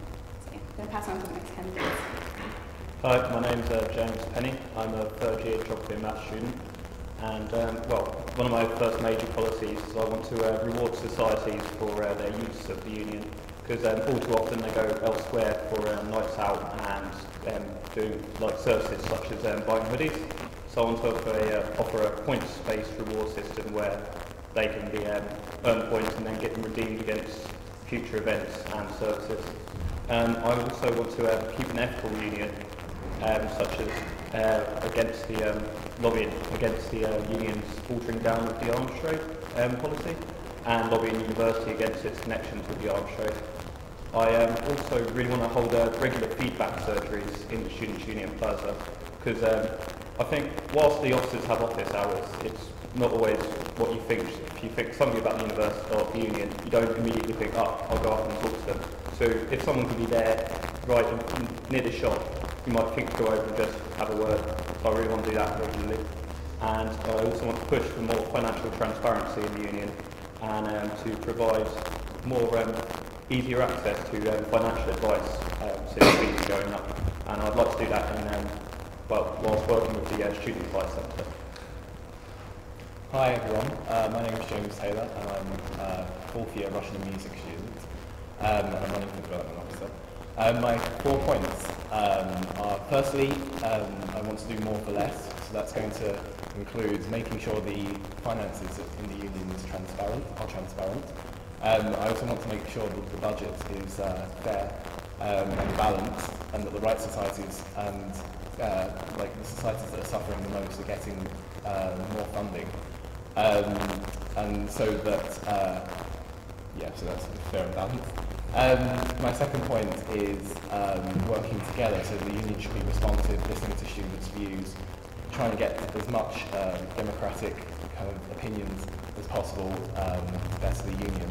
And so that we can also increase and strengthen the links between the union and the societies. This would be part of the 4th point of expanding the union. By expanding the union commercially, we'll be able to get more funding for the union, which will then we'd be able to increase funding to these societies. Finally, part of my 3rd point of the manifesto is promoting a green union. This would be pressure the university and ATS to create more incentives for students to recycle and save energy, and as part of a personal idea to start a green lecture series so that students can go and understand and learn about recycling and saving energy. I'm Sarah Woon, also running for development, and I think it's a really exciting position and we're really excited to do it. I've got loads of different ideas which you can find online. I'm just going to talk about a few of them. I'm really interested in utilising all the student skills and subject areas that people are studying at the moment. There's loads of things happening in the union. Students can get involved in loads of different societies which are like that they like. But I think in the actual development of the union, in like the buildings and like the facilities and services, there isn't so much student involvement there. So I'd want to get students from different subject areas, maybe like engineering and architecture, to help design and develop parts of the union that they're not currently involved with, that would look really good on CVs and getting like practical experience whilst they're at university, whilst actually making the union a place which is created by the students themselves. I really am passionate about making the union a greener place as well, ensuring sustainable development of all union buildings, especially the University House, which is being redeveloped next year.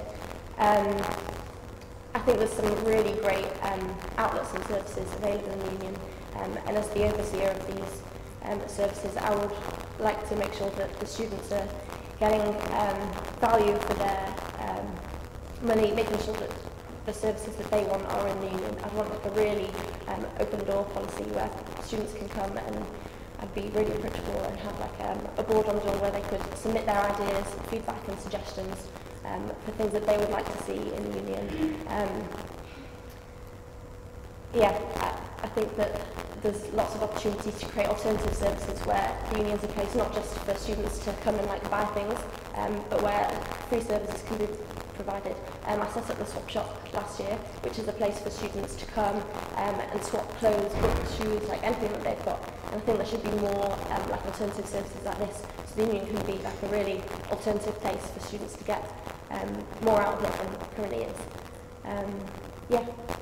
Great, thank you very much. And can you just tell us a little bit about how you think you would be the strongest, why you think you'd be the strongest candidate, and why students ought to vote for you? Should I go first? Yeah. Okay. Well, I'd say based on my experience, I'm currently the International Students Councillor, the Students' Union Council, and I've already worked with currently the current International Students Officer and in previous years with other international officers as well. So I've kind of worked with a lot of student union officers for policies and for campaigning. I was chair of the International Students Committee last year, which is a very large committee of 100 plus members with a turnover of around £9,000, and the year before that I was treasurer of that committee, which kind of means that I sort of have experience working with finances and working on projects. One of the projects that I coordinated 2 years ago already helped raise £5,000 for the Haiti appeal during the earthquakes. So that's kind of one of the largest projects that I worked on, one of my first projects as well. So I was really proud of that. So I think experience-wise and policy-wise as well, I'd be the strongest candidate, so please vote for me. Thank you. Well, I've worked in the union for the last year and a half, so know quite a few people in and around the place. I've always been quite a quick learner, and there is obviously full training on the job. I've got no direct actual experience in finances, but I mean, we've all got bank accounts. I do a maths degree, so I'm relatively good with numbers, and I just think, well, I'm approachable and friendly, so if any issues students have, I'd always be easy to come up to and talk to, and I think I would definitely be the best person for this job. Okay. Well, I've also got quite a lot of experience. Been a residential mentor, a union counsellor, MLTC course rep. There's a whole list of things on the website if you check out my manifesto. But I think the most important thing is that I've been a USE link, which is the University of Sheffield Enterprise link, which is about promoting enterprise in the union and in your own department. And through this, I think this is certainly an aspect of my experience that I'd like to push, because I think that I could use this experience and knowledge from what I do as a link to improve and better the student union. So, I think it's important to remember that the fundamental part of the job is representing students, and I feel like I am a person who is really approachable and trustworthy, and would love to. I mean, I've spent the past few days just talking to students all day, every day, going around student halls and talking to people, and that's just what I'm really passionate about. I love hearing from students what they would like, and I'm really passionate about actually getting things done, and if they've got ideas, I want to put them into place. My experience in Union, being involved in different societies, from vegetarian and vegan society to being part of the Jewish society, being part of Palestine society, and actually setting up a dialogue group for those different students that are kind of part of maybe like opposing narratives, has really shown how vibrant and diverse the student body is, but has also kind of fostered in me an understanding of this and really inspired me to represent all students. And yeah, I'm just really passionate about people and what they would like, and I would love to represent them. Great, thank you very much for that. Thank you for sharing your views and letting us know your policies. That was brilliant, and thank you.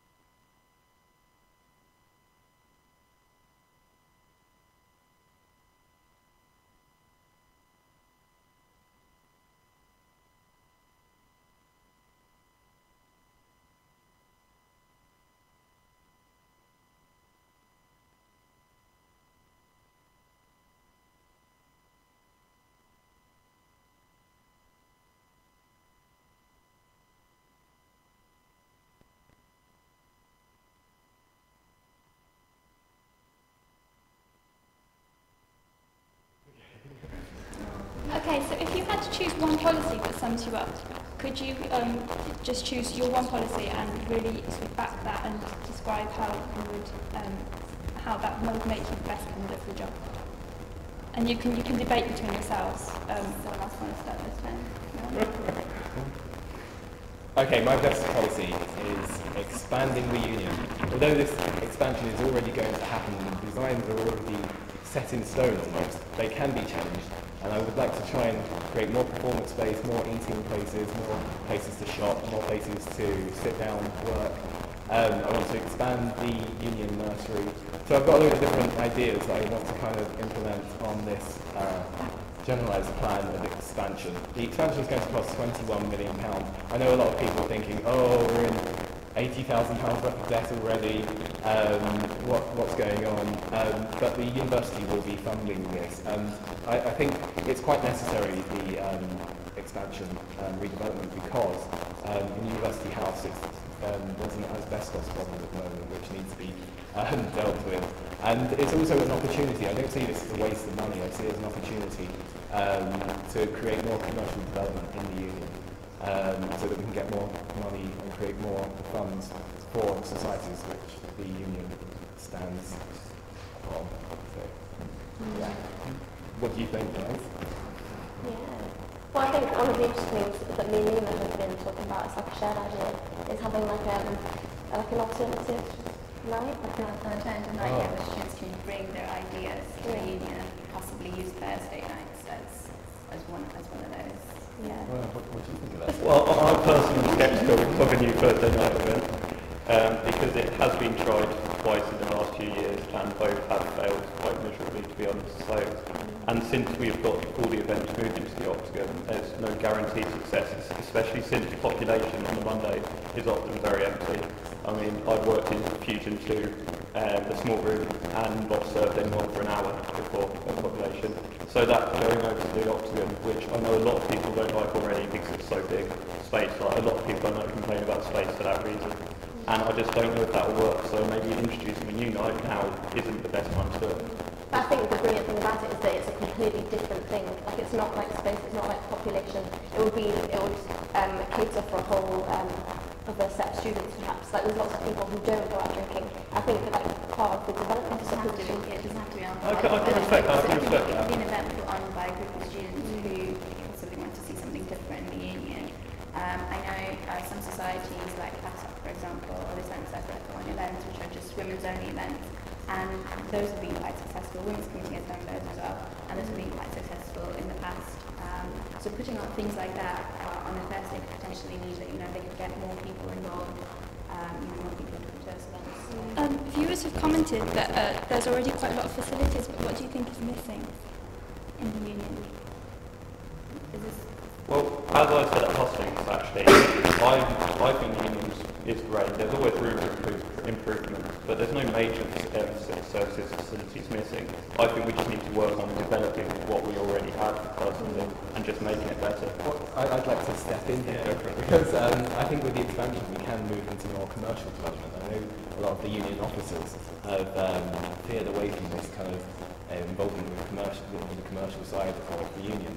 But if we, with the expansion, we create more shops, we create more outlets and sponsorship deals within the union, then we can create more profits, more money for the union, and we can use this money, these funds, to make the union better and improve it. Yeah, I'm not sure about any major commercial.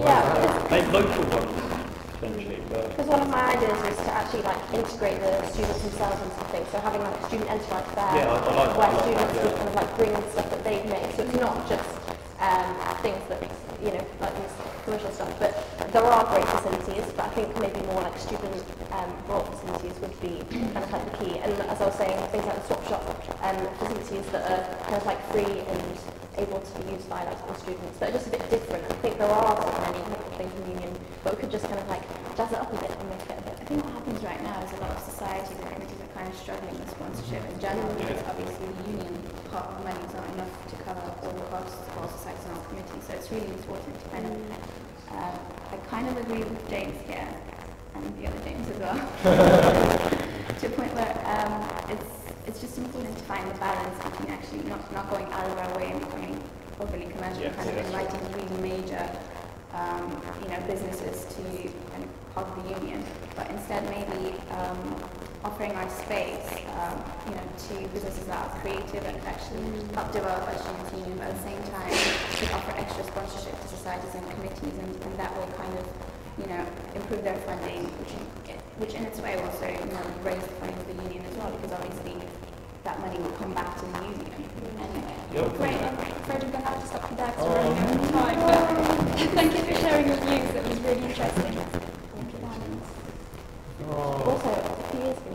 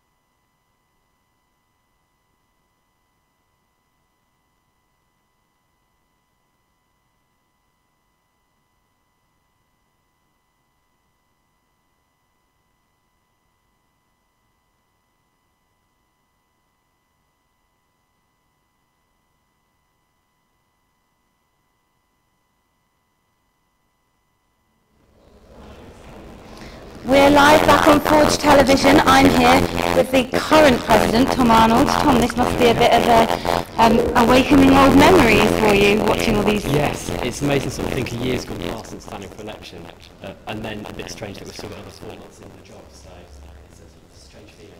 Are you sad to be handing over your baton to the new president soon? It will be sad, but it'll also be sort of exciting to move on. It's a very tiring job at times, although not fun, so it's a good experience, but everything has to come to an end at some point. What are your favourite parts of the experience, Dean? Well, it's incredibly varied, so it means you never do sort of the same thing as 2 days running. You do sort of the same sort of meetings, but there's events which will pop up during the year which you'll have to deal with. And we have lots of those coming on, you have to deal with things like nations and campaigning throughout the year, to demo in the end. You have those things which in a short period of time you have to get yourself together and respond to. So they're sort of fun to deal with, although taxing at the same time. And what tips would you give to the people who are standing to take your role next year?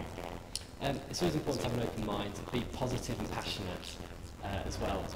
Your personality is so important to be able to deal with different situations and be flexible in that regard. But equally, you need to, when you've got an idea, you've got to be committed to it and find time to push forward with it. What do you think is the most important characteristic to have if you're going to run for president this year? Well, you need to be confident and able to deal with rising pressure and having the sort of personality which allows you to talk to people, engage with people positively, because talking to people is an important part. I mean, you've got to forge relationships with universities. I mean, you've got to have relationships with your officer team and with the union and with other people in the local community and on a wider scale. And if you don't develop those relationships and you can't maintain those relationships, then you won't be as effective as you could be. And what do you think of this year's candidates who are standing? Do you think they're a strong bunch this year? Yeah, I mean, it's fantastic to see that we've got so many and people really got a choice and they can look at there's a range of different policies in there as well. So there really is the option for people to look at who they want to represent them and whose ideas they think will work best over the coming year. And what do you think is the most important thing when you are representing the students? What do you think is the most important sort of policies and things that you should be doing? Well, I think it's important that we've got a very diverse student body and everyone has different ideas. So although you might have 100 students asking for something, you actually might have more students asking not to do that. So you need to be able to listen to students throughout the year, see what people are actually asking for, and then try and act on those ideas. So you do need to listen to students as you go forward. Thank you very much. Cool. Thanks.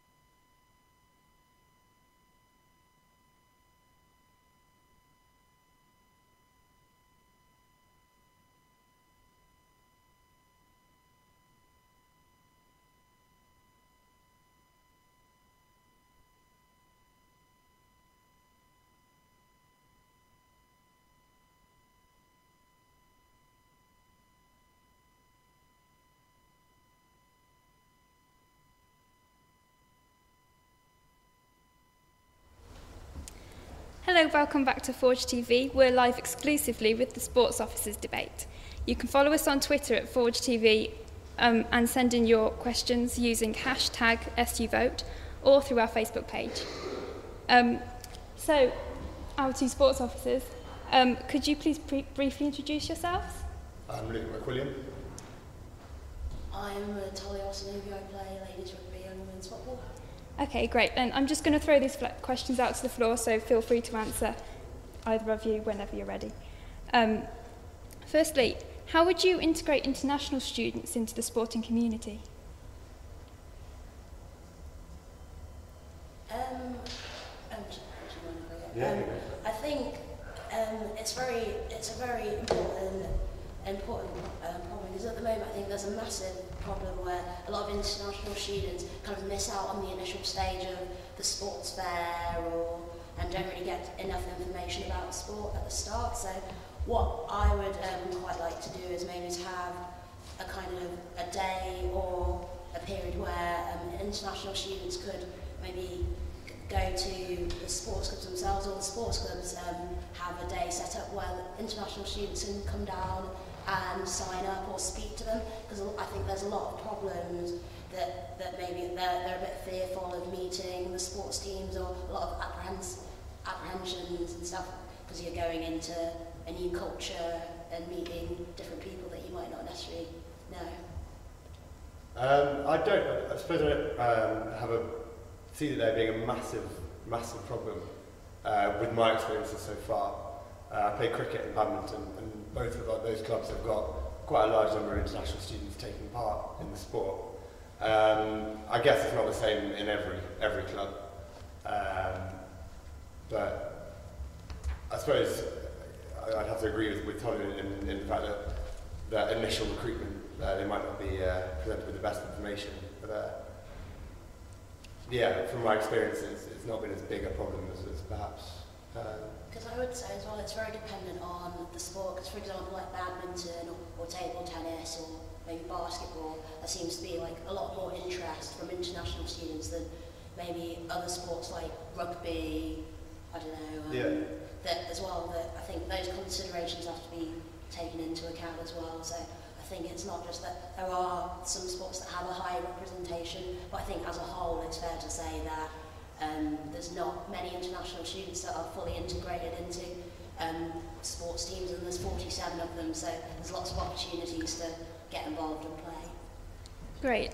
And with the London 2012 Olympics taking place, there's obviously an increased interest in sport. With the Paralympic Games also being held in London, how will you capture the increased interest in Paralympic sport?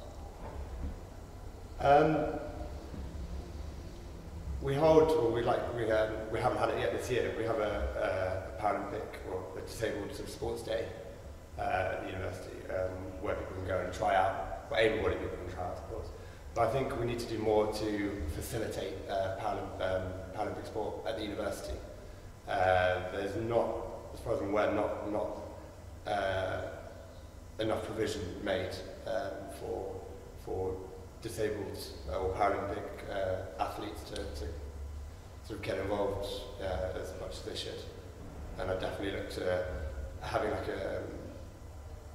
some sort of medium by which they could get together and perhaps even if there's enough interest, start up a sports team, maybe get like a wheelchair basketball team or something along those lines. I agree with Luke there that would be a very good thing to try and facilitate, because a couple of years ago when I was on I am still on the sports committee, but we put on a disability awareness day for club captains and maybe 2 or 3 members of the club to come and try out, because I know I got an opportunity to try out wheelchair basketball, played cricket with blindfolds and things like that. And a lot of people from that day took quite good positive exposure, and they said they'd quite learned a lot. So I think maybe having initiatives like that again would be really good to sort of publicise it and raise awareness and maybe make that, and I think that would also maybe help facilitate like the Paralympics day itself. Great, thank you. And would you rather win varsity or secure additional funding for sports clubs? Ultimate question. What a question. I suppose, obviously, well, it's not obvious at all, but if the additional funding would then enable us to go on and win varsity for the next 10 years, or even next 2 years, you know, that would be the preferable option. But at the same time, there's nothing that anyone wants more in this sort of position than to bring home the varsity trophy. I know Ben at the moment is very keen for us to win. So as much as personally I'd love to win varsity if elected, if there was the possibility of doing like a deal where we, and obviously not like a dodgy deal, but if someone would give me the option that you can secure additional funding that might help in the future, then as much as my heart is telling me to take the glory of winning varsity, my head would say invest in the future. Yeah, very much so, because I've been here for quite a while now. This is my 5th year, so I've experienced some draws and losses of varsity, and for a lot of people it's very important. But also, I'm sure Luke will agree that being part of a sports club, you know the financial constraints and the troubles you go through in trying to raise sponsorship and all sorts, and trying to run your club pretty much, trying to be self-sufficient. So I think in many ways it's very important that securing additional funding would just make life so much easier, and maybe give committee themselves an opportunity to maybe have a different focus, and that might have a knock-on effect in helping maybe like more training sessions, more better coaching, and that might in turn lead to getting the varsity trophy anyway. So how will you ensure that the larger clubs and also your own clubs will not be favoured over the smaller ones and other clubs that maybe you're not so passionate about yourself? I personally have a keen interest in sport across the board. Like, I've always been passionate about watching every sport, whatever's on TV. And so I don't really have that much of a bias towards the big sports, or even though I play cricket, and, you know, big rugby fan and the rest. But I think sports like rugby and cricket and football will always generate interest that they need to sort of sustain themselves. And one of my policies is focusing at the Olympic sports and sports clubs, smaller clubs in particular.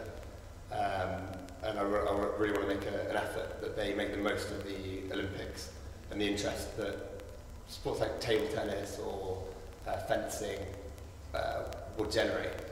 And so definitely there won't be any neglect of those smaller sports, I suppose.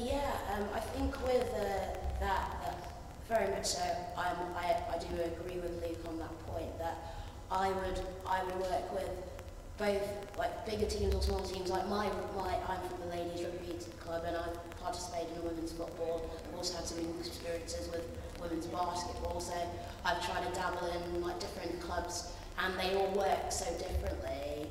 So I think maybe with smaller clubs that they might not be able to be as self-sufficient as some of the more popular clubs, because I think with rugby it's far more easier to go and secure sponsorship than maybe trying to present that you don't have 100 members or 200 members, that you've got 20 members, that maybe to get maybe the big clubs and the smaller clubs working together and almost having a forum and sharing ideas of this is how, as men's rugby, this is how we raise money, or this is, as archery, this is how we raise money, and working together, because I think that'd be the best way to progress. Great. And what do you feel is more important, the elite sport, the sport where you sort of like win competitions, or recreational sport? I don't think there's that you necessarily have to make that distinction of which is more important. That I think that obviously, if you're someone who's wanting to compete at the highest standards for your country or your region, that you should be given support and backing. But we're all too familiar with the story of Jess Ennis, who is now one of the most famous athletes in the UK or the world, who at the time, because of constraints with funding for sport, she didn't receive as much as she could have done. But equally, at Sheffield, one of the things we pride ourselves on is the diversity of sport we have.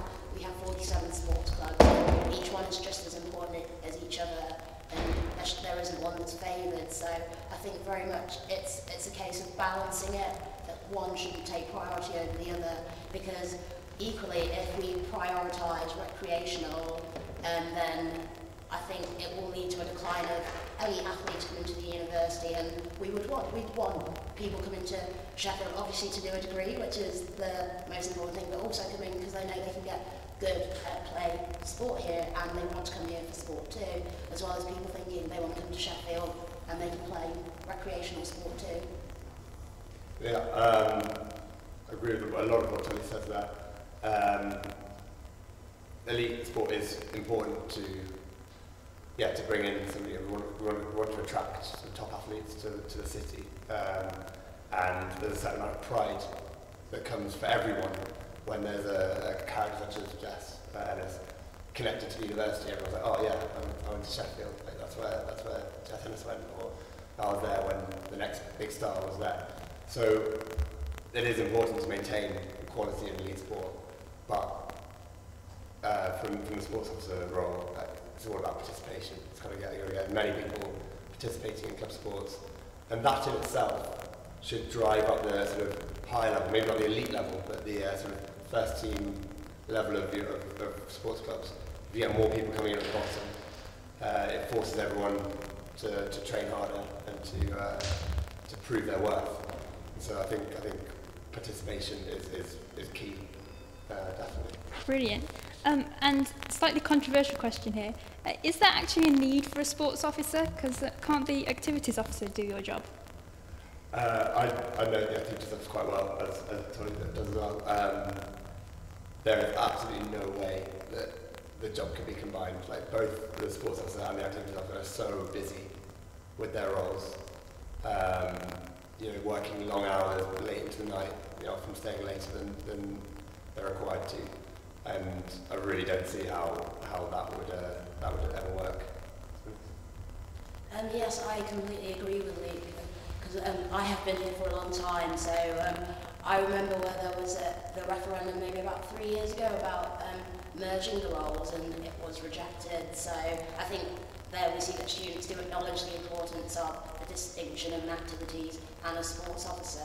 That we know that both of them work very hard to put on varsity and activities fair or sports fair and other events, and I think the roles are very different in nature as well. That the sports officer role is far-reaching in terms of it's not just about the clubs, there's intramural, community sport, and same with the activities officer role, and there's so much of a wider scope for it that there has to be that, and I think it is a very much two-people job.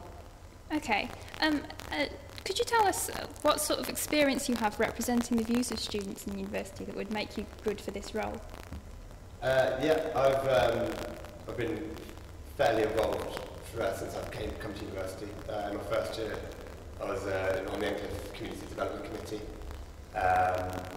Since then, I've gone on to the RAG Committee, done that for 2 years. I was on the Badminton Committee, and currently Sports Committee, and also Societies Committee as well. So I represent all different groups of people throughout the university, and I've spent way too much time in the union. I've been on the Sports Committee now, this is my 3rd year, and so very keen.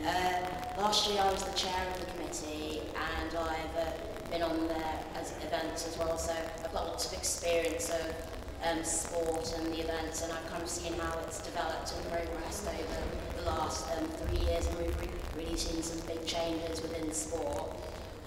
Also, I've been on the BMS Society when I did BMS before I changed courses, so I was the sports sec, Okay, that's brilliant. Thank you very much. I'm sorry we've run out of time, so I'm going to have to stop you there. But thank you very much for sharing your views.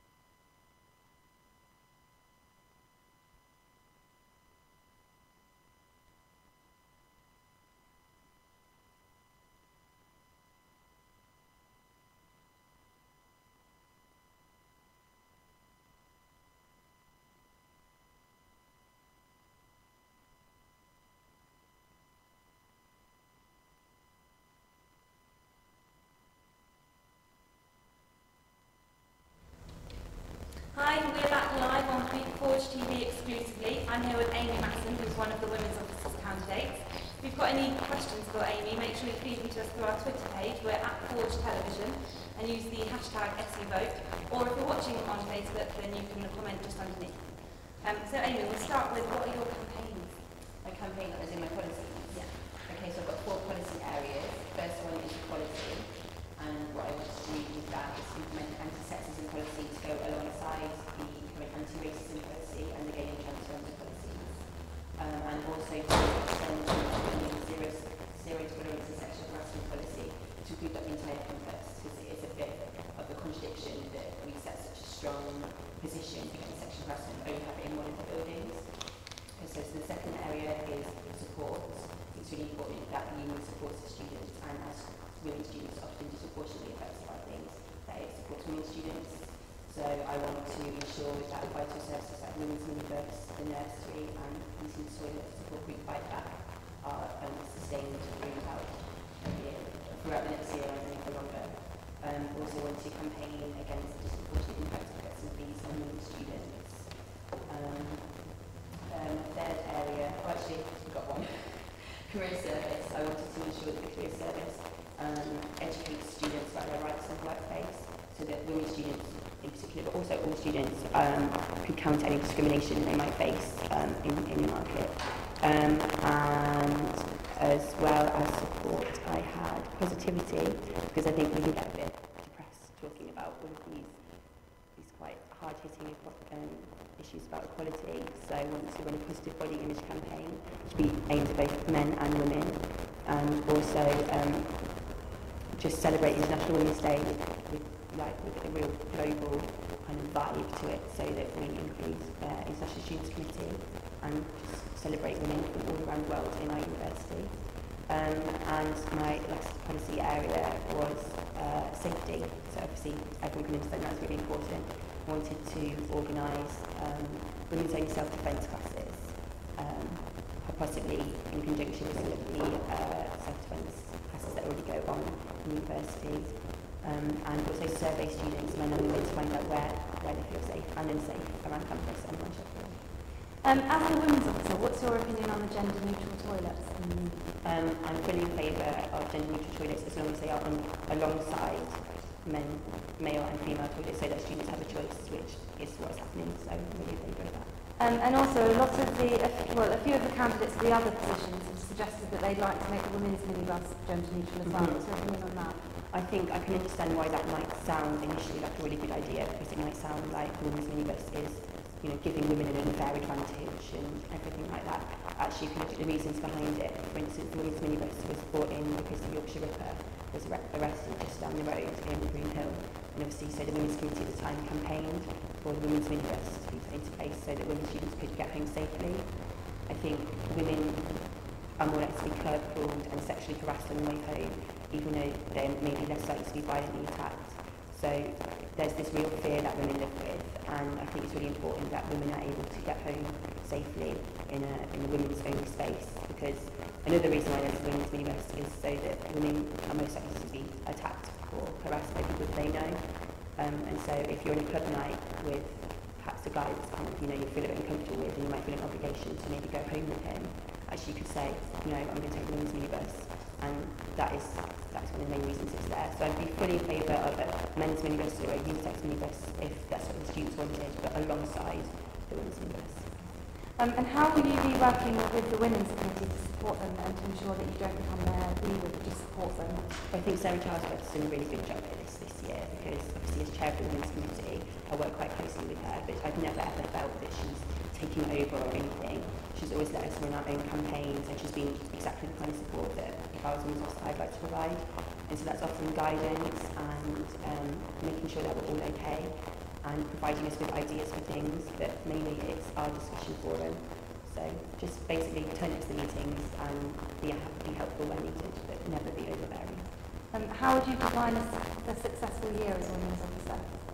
Well, that's a difficult one, isn't it? Well, I don't think a successful year would mean that there'd be no sexist people in the university or anything like that, but that perhaps several campaigns have been run that would really raise awareness about gender inequality, and that women really did feel safer, and women as well, it's not just about women.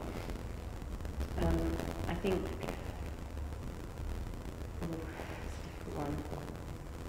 I think it also depends what happens in the year. So it's about things that come, when they come up, it's about how you deal with them at the time. So the challenges, dealing with the challenges as they come.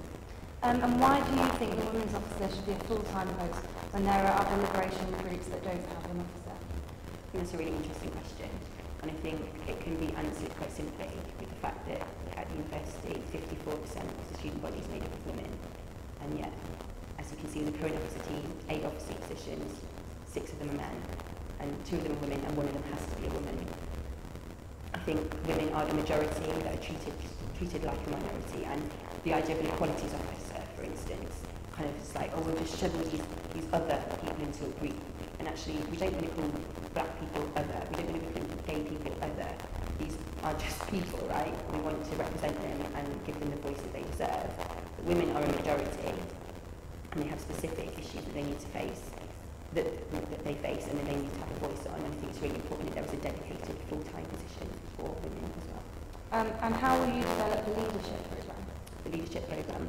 Well, at the moment, it's been run on a kind of pilot basis. So the leadership programme, for those that don't know, is sort of workshops for women students and international students to help build their confidence and to encourage them to stand for positions of power and leadership roles within the union, for instance, chairs of committees and secretaries and even officer positions. So at the moment, it's quite small scale, and people have been invited who are already involved. For instance, I was invited because I was chair of the women's committee, but I think it would be better if it could be opened more generally to students and to try and encourage people who aren't necessarily already involved to get involved. And finally, why do you think people should vote for you? People should vote for me because I really, really care about the issues. I'm not doing this for any careerist reasons or because of any prestige or anything like that. I think I really, really care about women's rights and women's issues, and I really care about the Students' Union, and I think I've shown that through the positions I've held already. So, yeah. Okay, thank you very much. That's all we've got time for here at Forge today, but we'll be back soon with more election coverage, so stay tuned. Thank you for watching.